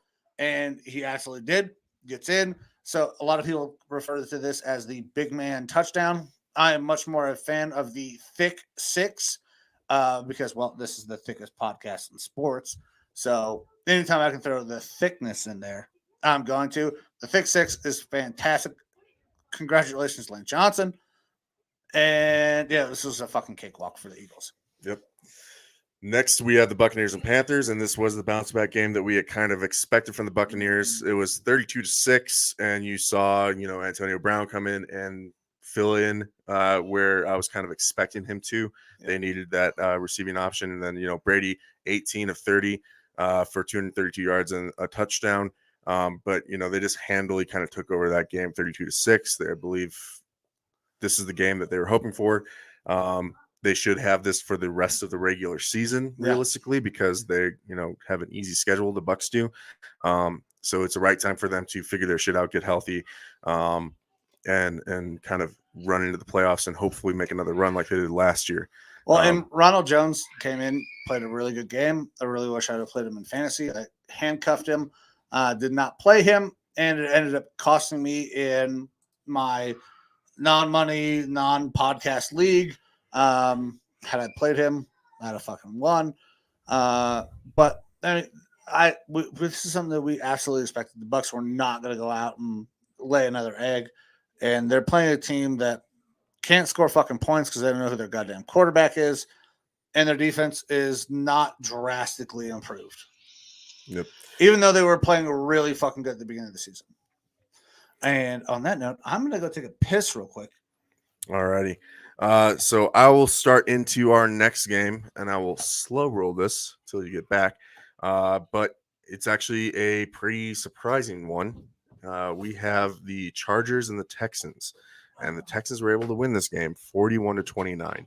The Chargers team, who we looked at as being just a crazy offensive firepower, with some good options there on defense from Bosa and whatnot. To be beat by the Texans 41-29, I don't think anyone was really expecting this. Now, Austin Eckler was out.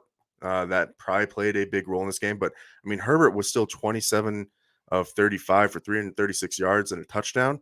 But, damn, it's the Texans.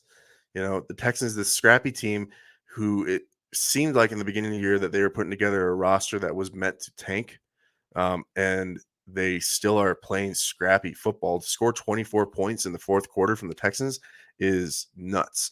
The Chargers defense is not that bad, yet they allowed 24 points to be scored on them in the fourth quarter. That's ridiculous. And at this point, I'm not sure if the Chargers are truly even in the picture for the AFC playoffs when you have other teams like, the Bengals and, the Bills and whatnot playing. Even the Ravens, the Chargers dropping one to the Texans is very embarrassing. Not something that I think anyone really projected to happen. And I'm not sure that it's a real smart play by the Texans, honestly. It's tough when you get football players out there. They are there to earn a paycheck and to win games. And when you perform well, you earn better paychecks for yourself in the future. So it makes sense for those Texans players to be able to go out there and want to win games and play hard. But they aren't playing for the playoffs. If they want to get those better draft picks and whatnot, the Texans realistically should be considering tanking. I don't know that I personally ever am one for a team tanking, but it makes sense that the Texans need to do something in order to get back on the right track as an organization. So this is, one of those games that you expected the Texans to not play well, to kind of continue their tank, and they didn't. And for the Chargers, who, coming up to this game, were fighting for a playoff spot, to give up a goose egg, not a goose egg, but to lose like that is just unexpected. So Texans, Chargers, talking about the Texans putting up 24 points in the fourth quarter and beating the Chargers. It's not inspiring confidence in the Chargers. Like I said, I don't know if they're even really in the hunt in the AFC. They're still in the hunt. But they could still get a spot. Does not inspire confidence. No, this is a game that fucked my parlay up. I did not expect Texans to come out and do what they did. Davis Mills didn't look terrible. I mean, this is a later round draft pick. Could be a guy later on down the line. Fourth round pick. Yeah, I mean, it could be a guy later on down the line. Gets an opportunity because Tyrod goes out. I didn't understand how the Chargers let this happen. I mean, 24 points in the fourth quarter is ridiculous. That's not a championship defense. That's not a playoff defense. Would you have a game that you absolutely need to win? This really pissed me off. All these games for the Chargers really matter, and to lose one to the Texans of all people, it's not looking good for their playoff hopes in general. If they're able to make it in, they're not someone that people are going to be banging the table expecting them to go very deep at this point. Yeah, and it really, really butt fucked my parlay on the weekend because I did pretty good. That was not one that I saw coming, and really, really kind of hurt. Yep. All right, next game, Bears and Seahawks. If Nick Foles is coming in to be your starter, you're kind of fucked. Bears win this game 25-24. It was a very close game, but Big Dick Foles coming in to be the starter for the Bears. So, of course, they're going to go out there and get the dub. Yeah, so I did have the Bears on the win in this game. I wasn't sure who was going to play quarterback, but we talked about it last episode. I don't trust the Seahawks at all, and there's no reason to. The Bears did what they needed to do late in the game, get the win, and this is a game that they were basically down all fucking game. Yeah, like the Bears were able to put up 11 points there in the fourth quarter to 0 points for Seattle. Seattle just kind of ended up giving them that fucking win at the end. Look, it's the Seattle defense. They are, the 12th man stuff is kind of fucking dying on them. Russell, we've talked about it. Probably, very good chance that this is his last year with the Seahawks. It would make sense for them to move on, or him to move on. You can see a Matthew Stafford type situation, I think, brewing here. Yeah. And it could be the end of Pete Carroll there in Seattle as well. If Big Dick Foles is going to come in and be the starter quarterback, when he normally isn't, he's probably going to win the game. Going to have a good game. Yep. One of the two is gone at the end of the year. It's either Russell or it's Pete Carroll. And at this point, I think it's going to be Russ because I don't think Russ is happy up there, and they can get a haul for Russ. Yep. So, I saw it coming. I picked it. I wouldn't be surprised if they're both gone, to be completely honest. I think the chewing gum is probably a little bit old and stale for Carroll. And then Russ, he's going to be looking to revitalize his career somewhere else because the team, he's a quarterback that if you put him in the right situation can go out there and win you a Super Bowl still. And Seattle is a couple years away of doing very well for themselves before they're a competitive team. And Russ just doesn't want to, I think, waste his time. No, I don't think he's going to rebuild. I think Russ is going to go somewhere else. You want to toss up the hotline. So if anybody wants to call in, guys, we're going to toss the phone number up on the screen. Should be 520-338-9771. If you guys are watching, feel free to call in, talk about any of these games that we've talked about so far. It was a a weird week. I expected some things to happen that didn't happen. Now, this is a game that I did pick. Games that I missed: Chargers -10. Like, fuck, the Texans should have never been in that game. I did think the Ravens would keep it close, and then I found out Sunday morning that not Brett Huntley wasn't playing either. So that fucked me. And then the only other game I missed, we will get to all a little bit later on. Just the Seahawks are done. The 12th man is dead. I'm very excited for their fans that came out of the woodwork to go away. But I feel it for Russ. I think he is the one that's gone. Maybe it is both though. Mm. All right, next game, Chiefs and Steelers. This is one that we pretty much saw coming. Chiefs win 36-10. Just kind of stepped all over the Steelers. Not a ton to really say there. I mean, even without Kelsey out there, they're the better team. You saw a real good game from Pringle at wide receiver, 75 yards and 2 touchdowns. So with Kelsey out, they're going to double Tyreek. It gave Pringle a chance to eat in the middle where Kelsey normally would. And he absolutely took advantage of that opportunity. Had a great game. The Steelers are fucking dead. They're and I believe their offensive coordinator just left for college. He's going to go be the OC somewhere. I don't remember where. Well, I mean, he's going to lose Ben. Mm-hmm. The offensive line's not getting any better. I really kind of feel bad for Najee Harris because that offense is going to fucking struggle so much next year. You're going to depend so much on him. And with the terrible offensive line, unless they go out and sign some big guys.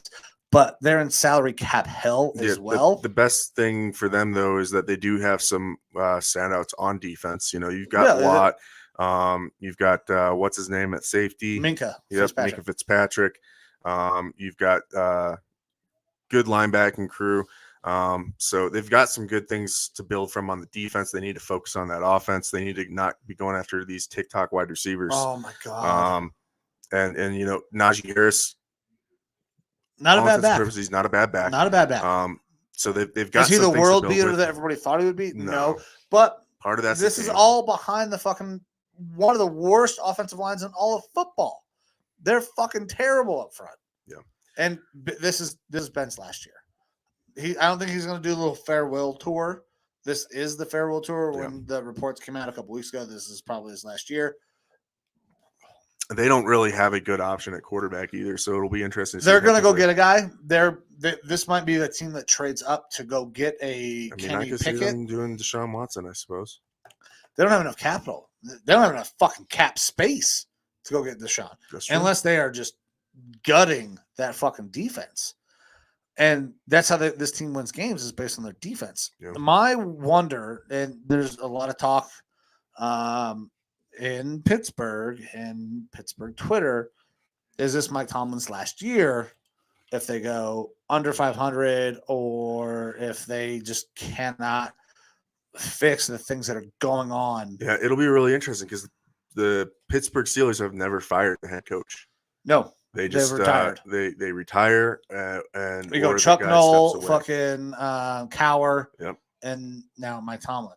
Yeah, so that will be interesting to see if they would actually fire Tomlin. Man, I don't know. Maybe. I mean, I know people in Pittsburgh are calling for it. Part of being a part of Browns Twitter is getting to see a lot of Steelers Twitter. I don't know. Maybe. I don't know. I hope not. I mean, he's done a great job getting this team to where they are. It's just not enough. Yeah. This team's not talented enough. Tomlin is a phenomenal defensive coordinator. Yeah.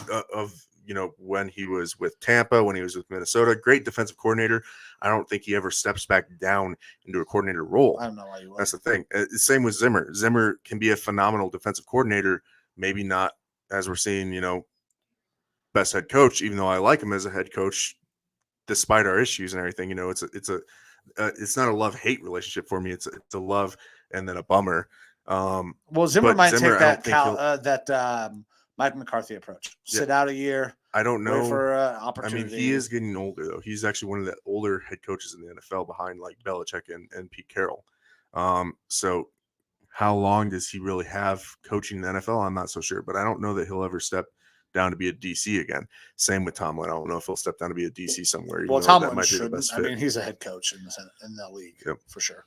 All right, then we'll move on. Next game here, Broncos and Raiders, and the Raiders are able to win 17-13 on the shoulders of Derek Carr, 20 for 25, 201 yards, and 1 touchdown.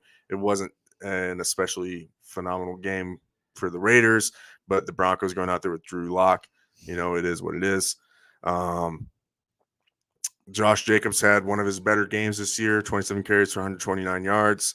And they still don't have Waller back, so Fabian Moreau is basically their leading receiver for the Raiders.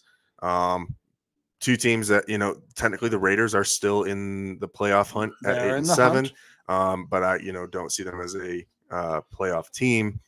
But they, have a good rivalry game. The Broncos shut out except for that second quarter where they scored those 13 points. It'll be interesting to see what happens there with the Broncos because I'm not sure how long they're going to stick with their head coach. Yeah, Vic Fangio might be on the hot seat. He needs a goddamn quarterback. Like Vic Fangio's a defensive head coach. He needs a guy on offense, and he hasn't had one. So this defense is not doing bad. I mean, they held a Raiders team to 17 points. They've done pretty well on defense. It's a very talented defense. But that's the weird thing is they got talent on offense too. But but they're not utilizing it the way they should, in my opinion. And I think that has a little bit to do about a little bit of lack of confidence in the quarterbacks. Now, Aaron Rodgers, was talked about this was like one of the top destinations for him. If you put Aaron Rodgers on that fucking team, that team's fantastic. That is a fucking phenomenal defense. But do you think that he wants to go there after seeing how they played this year and the issues that it depends on who his offensive coordinator is because, Vic Fangio is not calling plays. Mm-hmm. So who can go there? Who can he go there with as an offensive coordinator? I don't know that Aaron really cares as long as the offensive coordinator is willing to allow Aaron to do whatever he wants to do. Well, and Aaron has earned that right. Aaron, I know you do. I know you hate when Aaron. when you get to some of these veteran quarterbacks who have this long, a Tom Brady's the same thing. Leftwich is the OC Peyton there, Manning, but Leftwich ain't calling the plays. No, Tom is running the offense. He's got first right of refusal. Yeah, so when you have built that kind of career, you should have that right to basically call whatever the fuck you want in there. And that's how it was when Peyton was there too. Yeah, Peyton had that right. Tom has that right now. I don't think he had that right in New England. And that's one of the reasons that separation was a little ugly. But these veteran type guys, I mean, I guarantee if fucking Dan Marino, if Joe Montana, like one of these guys goes, listen, I don't fucking like this play. This doesn't fucking work. We're not running this bullshit. Like if you call this, fine. We can call it in the huddle. But I promise you, when we get to the fucking line, I'm changing it. And Aaron has earned that right to have the personnel he wants. I mean, there are countless stories about Peyton saying, get the fuck off the field. I don't care what the fucking offensive coordinator tells you. Get the fuck off the field. Hannah Lacasse. Yep. She's not happy about that Broncos loss. She's a Broncos fan. Yeah, I know she is. I mean, and listen, I picked the Broncos to win this one. I didn't because I didn't because I didn't think they're good enough, especially with Drew Lock at quarterback. And I was going to say, and I was going to try to tell Hannah, I was going to lie to Hannah right now, that I don't hate the Broncos, but I do. I hate the Broncos. I fucking hate them. Why? Well, I grew up in Wyoming. Everybody was Broncos fans because, well, it's Wyoming and there's no other fucking teams anywhere near us. Also, I'm a Browns fan. Fuck John Elway. John Elway fucked us hard. And this is even before I even started like really paying attention to football. But I know the history. So fuck John Elway. Fuck the drive. Fuck the fumble. Like I kind of saw this. They need a guy at quarterback. There's not one in the draft this year. There's not a guy better than a Teddy. Maybe I will watch some tape like you did. I think that some of these guys could potentially be better than Teddy. They've got upside. They have, so there is some upside, but I don't see a guy that you come in and win with as a rookie. Not one of these guys do you win with as a rookie, in my opinion. Maybe that will change. Maybe I will go back and I think that out of this draft, while we don't have any clear-cut number one guys, you're going to see some of those guys, at least one, maybe two, who are those second-rounder type guys who are able to work their way in and become starters by the end of the year. But you don't win with those guys this year. Maybe. I don't know, man. I mean, like I said, the offense, they've got a lot of tools there. The kid from Liberty, I don't know anything about him, so I'm not going to speak on him. Maybe he's the guy. I don't think Kenny Pickett's the guy. I have not watched enough Corral. I try to not watch SEC football because everybody's jerking their dicks to SEC football. Maybe I know Kenny Pickett's probably not the guy. After watching him play in the bowl game, I mean, he got real fancy with a fake slide, but I just, if the Broncos get a guy, if Aaron decides to leave Green Bay and goes to Denver, that's a Super Bowl contender team right off the bat. I mean, it is. I know you hate him. Aaron's one of the best quarterbacks in NFL history.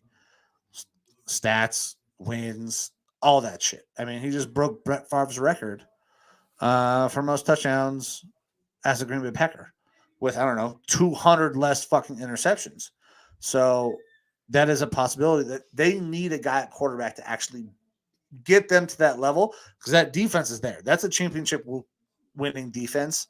They have talent there. They have talent at receiver as well. They have talent at the running backs.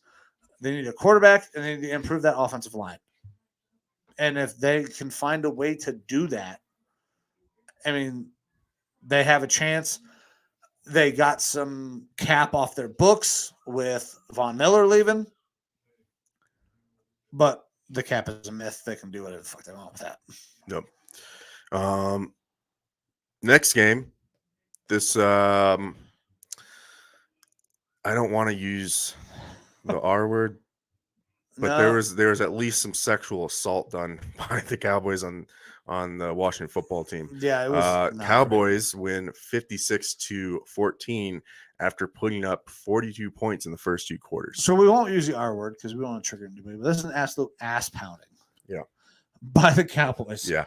The most exciting thing that happened in this game was the Washington football team getting into a fist fight between themselves on their own sideline. Two guys that played together in college. Yep. Deron Payne and I'm gonna forget his name. Jonathan Allen. Yeah. There it is. Jonathan Allen and Deron Payne get into a goddamn fist fight in the middle of the game when they're getting their shit pushed in. I'll use a quote from Fast and Furious. You ever had your shit pushed in? Well, the fucking Washington football team just did. Yeah. It was terrible. It was never close to being a game. It was not fun to watch. The only reason I stuck around as long as I did in that game was because I had a same game parlay. Yeah, and I had fantasy stuff writing on this game. I didn't get the performance from all the guys I would have liked to have seen. But look, the Cowboys absolutely took it to Washington. You had one of those thick sixes. We did. Another thick six. 2 thick sixes in one fucking weekend. That is a great day for linemen. This is the Lineman Lounge. The thick six is the lineman's dream. I cannot be happier for a lineman getting that fucking easy. This was just a little float. Like nobody's there. Let's go. And I don't even know the kid's name. He came in as the extra lineman, reported eligible, not a starter on this fucking Cowboys team. They're just like, you know what? We're beating the shit out of these guys so bad. Let's just go ahead and stick a fucking knife in them a little bit. Yep. A little Torres action, sticking that knife in them. Yeah, 56-14. That's an embarrassment for the Washington football team. I know some people thought with Heineke coming back that this game could be a little bit closer. Absolutely was not. Well, they have COVID issues, right? Washington does that, so their line was a little disjointed, and you could see it. I mean, Micah Parsons is a goddamn animal. He is so good. Yeah, man. He's a fucking unit. He's amazing. I know Goose was really hoping for a Micah Parsons if they were not taking a receiver. They took the wrong receiver and didn't get the linebacker. This was a ridiculous game. I shouldn't have continued to watch. I actually kind of wanted to see if Jonathan Allen and I remember Jonathan Allen's name, and Daron Payne were going to fight again. But that was the most exciting part of this game. I posted it on the Facebook page. Listen, if you stand up and are screaming at another man, you're like, okay, we have a problem here. We got some issues. As soon as you put your fucking finger on another man's forehead and are pushing his head, now you're in a fight. That just causes people to flip a switch and that is see red. You are picking a fucking fight. And what happened? Caught a right hand back to the face. Yep. It was exactly what should have happened because it's a fucking man. You're not going to sit there and take that.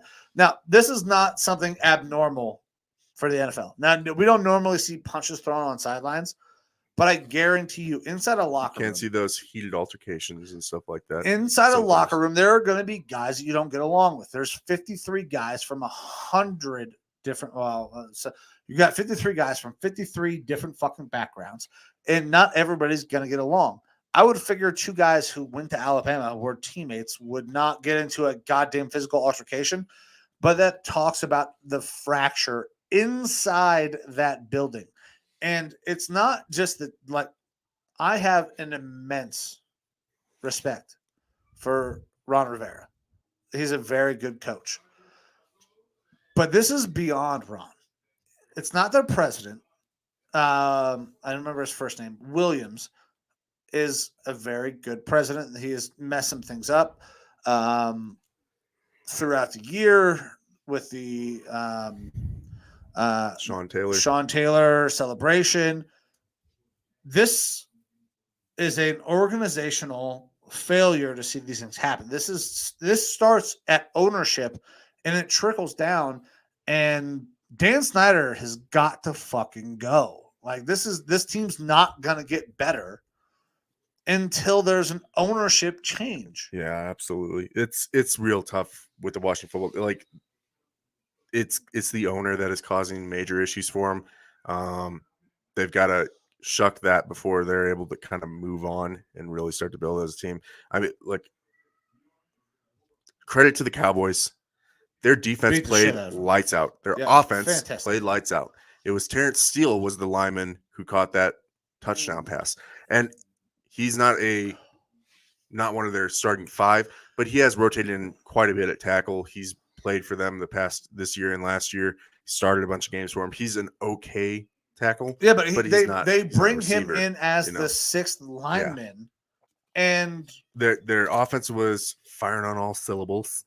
That's from one podcast I like. I know it's not firing on all syllables, but their defense played well. Their special teams was that the Barstool guys? No. Oh, okay. No, that's my boy Chris D'Elia. Oh, well, let's not get canceled. He's uncanceled at this point. He's back, baby. Oh, okay. I didn't realize D'Elia was back. Yep. They were doing well in all facets of the game. Dallas played phenomenal, and they were really good on fucking special teams too. Yes, like they blocked a punt for a touchdown. I believe. Like so that. They had themselves a phenomenal game. I think this was everything working for Dallas and nothing working for Washington. I feel for Heineke because this is a game that gets you run out of the league. Yeah. Now Heineke has looked at times like a 25 to 32 starter. I'm taking Gardner Minshew over Heineke. I agreed, 100%. At times, he's looked like a career backup. And in this game, he looked like he didn't belong.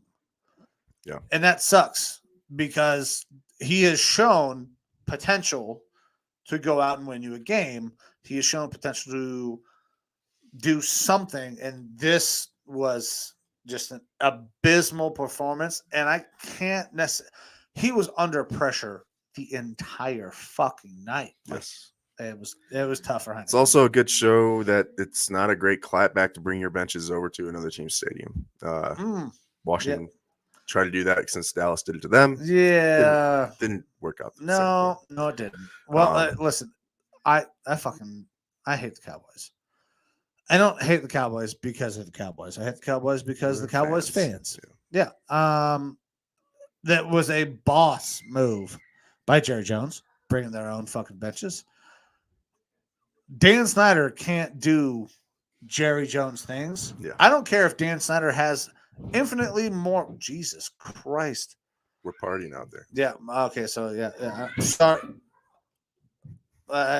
Producer Amber trying to wrangle our terrorist girls over there. Thank you. Dan Snyder can't do the things that Jerry Jones does. No. I don't care if he has 10 times more money. It doesn't matter. Jerry Jones does Jerry Jones things, and everybody else is kind of there. One way or the other, I think Dan Snyder will be out of the league shortly. I think the league will push him out one way or the other. Yeah. Well, I mean, you got what's Amazon asshole's name? Fucking Dick Rocket. Bezos. I mean, he owns the Washington Post, who's the people that did the expose. Yep.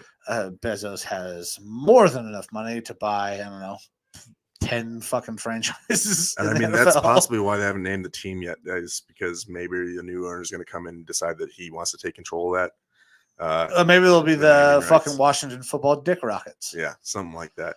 The Amazon next day shipping football team. Oh, I guarantee you, if he does finally get ownership of that team, they will have a new sponsor on the stadium. Yeah. In about 4 fucking minutes. Yeah. How long does it take me to sign the paperwork for Amazon to be the owner of the stadium? Mm-hmm. Absolutely. All right. We'll move on to our last game, the Monday night game. This was the Dolphins and the Saints. The Dolphins win 20-3. That's their 7th win in a row. Dolphins are not looking too bad right now. So I understand the Dolphins have won 7 in a row. They're playing a team that had no fucking chance. Their top 3 quarterbacks are out. There was the reports of the Saints contacting Drew Brees and Phillip Rivers, seeing if either of them wanted to come play for a little bit of football. Yeah. Hey, guys, you mind coming out of retirement because Ian Book's about to fucking start for us. Listen, I don't want to bury Ian Book. This is his first. He is a fourth round pick? I don't even know. Out of Notre Dame. Notre Dame has won a fucking game Notre Dame quarterback has won a game in the NFL in like fucking 24 starts. Yeah. Last guy who did was Brady Quinn. He had no chance. When I was watching the game, they had the little, fucking Monday night breakdown, who's going to win, and the fans' pick was New Orleans. I was like, surprising. Do they fucking know who's playing quarterback? I don't know. I know that Ian Book went to Notre Dame. I don't know that Ian Book has seen a snap in practice in 16 fucking weeks. Yeah, I mean, I'm sure he's doing practice squad stuff and everything, but Ian Book, for what it's worth, was I believe statistically the best quarterback at Notre Dame ever, or something like that. But it's a different. As the NFL progresses and leagues progress, you're going to see more inflated quarterback stats and whatnot. So there's not a whole lot to put into that. There's a reason why he was drafted later. The Saints, when you're running Taysom Hill as your quarterback, you're running Trevor Siemian as your quarterback, stuff like that. For Ian Book not to get a look earlier, it kind of tells you a little bit of what they think about Ian Book. At one point, so I don't know if you saw. Did you watch the game last night? Yeah, I watched some of it. I was passively watching. So at one point, Sean Payton is screaming at somebody coming off the sidelines as they're getting ready to cut to a commercial. And Amber, we're sitting there watching the game. She's like, "Who the fuck's he yelling?" I was like, "He's yelling at Ian Book." Ian Book had no idea what he was doing on that field. He was very out of place. He took sacks he threw it out of bounds at one point on a 4th down because he had nobody open. Kid, I mean, I understand the NFL is a big stage. I am not an NFL quarterback. Ian Book is a far superior athlete than I am. He probably knows a lot more about the game than I am. The NFL comes at you very fucking fast. He threw it out of bounds on a 4th down. Like you've got to know the situation. You can't do that. He took a fucking beating in that game. So I understand getting rid of the ball. But you have to know a little bit about you can't it's 4th down. It's the situation just completely flooding his brain. He didn't have, any reason why he should have been out there. Realistically, it's an unfortunate situation for the Saints that you had to put in a guy, but you had to put in a guy. Well, yeah, they had no. I mean, Alvin Kamara was their backup quarterback last night. Which would have been more interesting to see, I think. It would have been a little bit more interesting. Now, I did hit a bet last night, which I did not think I was going to fucking hit. Alvin Kamara came through. So I had Alvin Kamara plus 50 rushing yards and Jalen Waddle plus 50 receiving yards. Jalen Waddle blew that out of the fucking water. There was no problem there. It wasn't until a goddamn 3rd and 20 until Kamara ran for 19 that I hit that. Kamara just did not. 13 rushes for 52 yards. Yeah, they're not using him the way he should be used. He is not a premier run it in between the tackles back. They brought in Mark Ingram again to, I thought, help lessen the load on what Kamara is doing. Kamara has missed 4 games this year, and he went over last night was the highest. He hit his highest rushing attempts in a season last night. And he missed 4 fucking games. He's not that guy. Alvin Kamara is a really good back, but he is a gadget back. He is a 3rd down. He's a receiving back. You can give it to him on a couple runs, but you cannot consistently run Alvin Kamara between the tackles. I'm screaming at the fucking TV trying to get my yards. You have got to get him outside.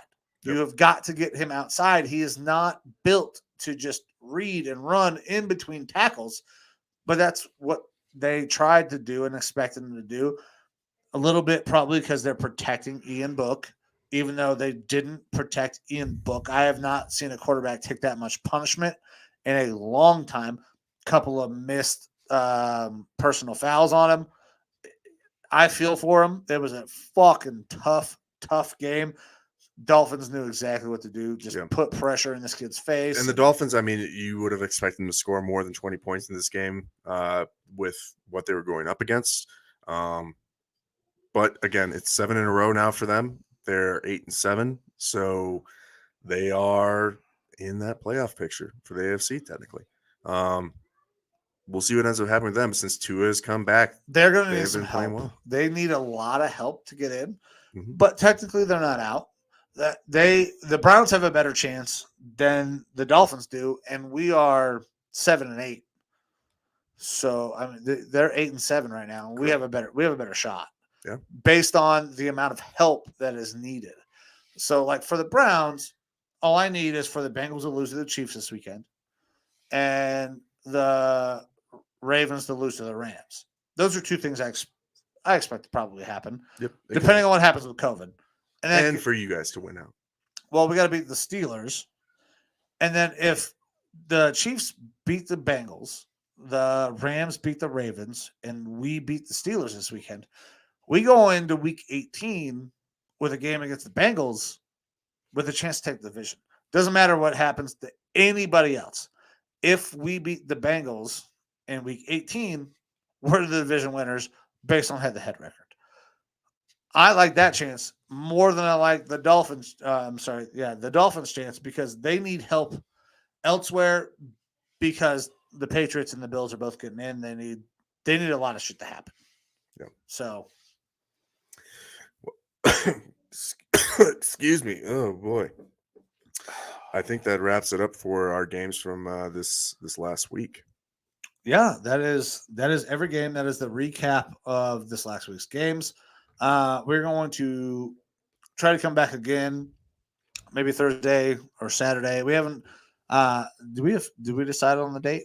I don't think so yet. I think I'm leaning a little bit more towards Thursday. because then that allows us to get into the games before they happen. Okay, good. So I like Thursday. I'm good with. It's going to be tough. I mean, we'll see, because Saturday makes sense too, since we don't have Thursday night game or Saturday. Yeah, there's no Thursday games. There's no Saturday games. We'll see how we're feeling after the New Year. Yeah, so that will be interesting. What we're thinking about if we're going to be hurting after New Year's. Well, I don't typically go out for New Year's. I got fucking 3 kids. I don't think I have unless I have mom come over and watch the kids. I don't know. What are you guys doing for New Year's? Not sure yet. Got some people we might hang out with, but the old lady's working till 9. So well, I mean, fucking the party. It's New Year's. Party doesn't start till about 9. Yeah. So we'll see. All right. No firm plans yet. Yeah, we don't have any either. Most times our plan is try to get the kids in bed by fucking 9, and then. I mean, you're getting old when it's like, hey, let's watch New Year's happen, over on the East Coast or something like that, and then call it a night. Well, I mean, that's where everything happens is fucking New York. They got to have some sort of fireworks because the fucking Jets and the Giants aren't going to provide any. That's true. So yeah, I don't know what we're gonna do. Thursday or Saturday sounds good. We gotta get Mike and Goose to decide when we're playing fucking golf. Yeah, if that's gonna happen on Friday, Saturday, or Sunday. Now Sunday is tough because there's obviously football going on. I also don't give a shit about Sunday because the fucking Browns are playing on Monday, and my team's playing Sunday night. So Sunday could be very good. It's an option. It is very much an option. I will also have sick days come that Monday. So if I have to, I mean, little mud butt. Take that off. Little mud butt. Well, I don't have any time off now because COVID butt fucked me, and I don't know, several other reasons on that I don't want to get into right now because I don't necessarily want to be fired while we're doing that podcast. So yep, I feel you. Well, man, I think that about does it. We're about ready to wrap it up. I've got to go run over to the gas station, get myself a Gatorade because I think I got a night ahead of me. I need some electrolytes. You have a night ahead of you, huh? Yep. How so? Just need some electrolytes. Just need the electrolyte. Just make sure you fucking are ready to piss tomorrow when you guys fly. Yeah, that'll be fun. Yeah, I'm very excited. I want to watch the flight happen, but I think the weather's going to be dog shit. Yeah, the weather's going to be dog shit. But then, I mean, that sets you up great for a Thursday. Go ahead and crash that plane on Thursday. I'm not, now to be completely clear, I'm not getting the electrolytes for tomorrow's flight or anything like that. Well, okay. I gotcha. Got expensive energy. I got to get a workout in tonight. Oh, yeah. Workout. I'm going to go to the gym. There you go. Hi, Hannah. Yep. Yeah. But yeah, man, we are going to do another show for you guys before the end of the week. To discuss all of the weekend games, our thoughts and our predictions, our betting lines and whatnot that we're going to be going for. So make sure to tune into the socials. We will post about when that show is going to happen. Absolutely. But thanks everyone for tuning in tonight, going over everything that happened in the last week, the unfortunate news about the legend John Madden. And we got some bowl games coming up, so that'll be fun and interesting to see how this goes down. It looks like Texas Tech kind of ran away with this game, 34-7 right now with 15 seconds left in the fourth. It does keep a parlay alive, but I lose one because Mississippi State did not win. Yeah. But yeah, thank you guys so much. We will be back again this week. Like I said, we are going to make sure we get some picks in. We have got to hit a fucking Lineman Lounge parlay. We have not hit one yet. We have not helped the people. Yeah. We have got to hit one. If we got to take even safer, like I thought we started taking safe bets. And they did not fucking pan out. Yeah. So we're gonna hit one of these. I promise you guys, we are gonna fucking hit one. And we're gonna get one in this weekend. We're gonna hit this one this weekend. It might take us a little bit of time, get moving along, but I feel good about this weekend. Looks like we're picking softballs, baby. Yeah. Hey, I mean, I'm good with some softballs. I don't care if $10 wins me 12 at this point. We got to get one for the people. Got to get one for the people. All right, everybody. This is the Lineman Lounge. Thank you for turning in to the thickest podcast on all the interwebs. Hope that you had a happy holidays and stay safe if you don't view us again before the new year. Hopefully 2022 brings some better shit than the past couple years. But it's been a pleasure talking some sports with you. Got anything else, Mike? I don't. Thank you guys. Love you. This is the Lineman Lounge. See you.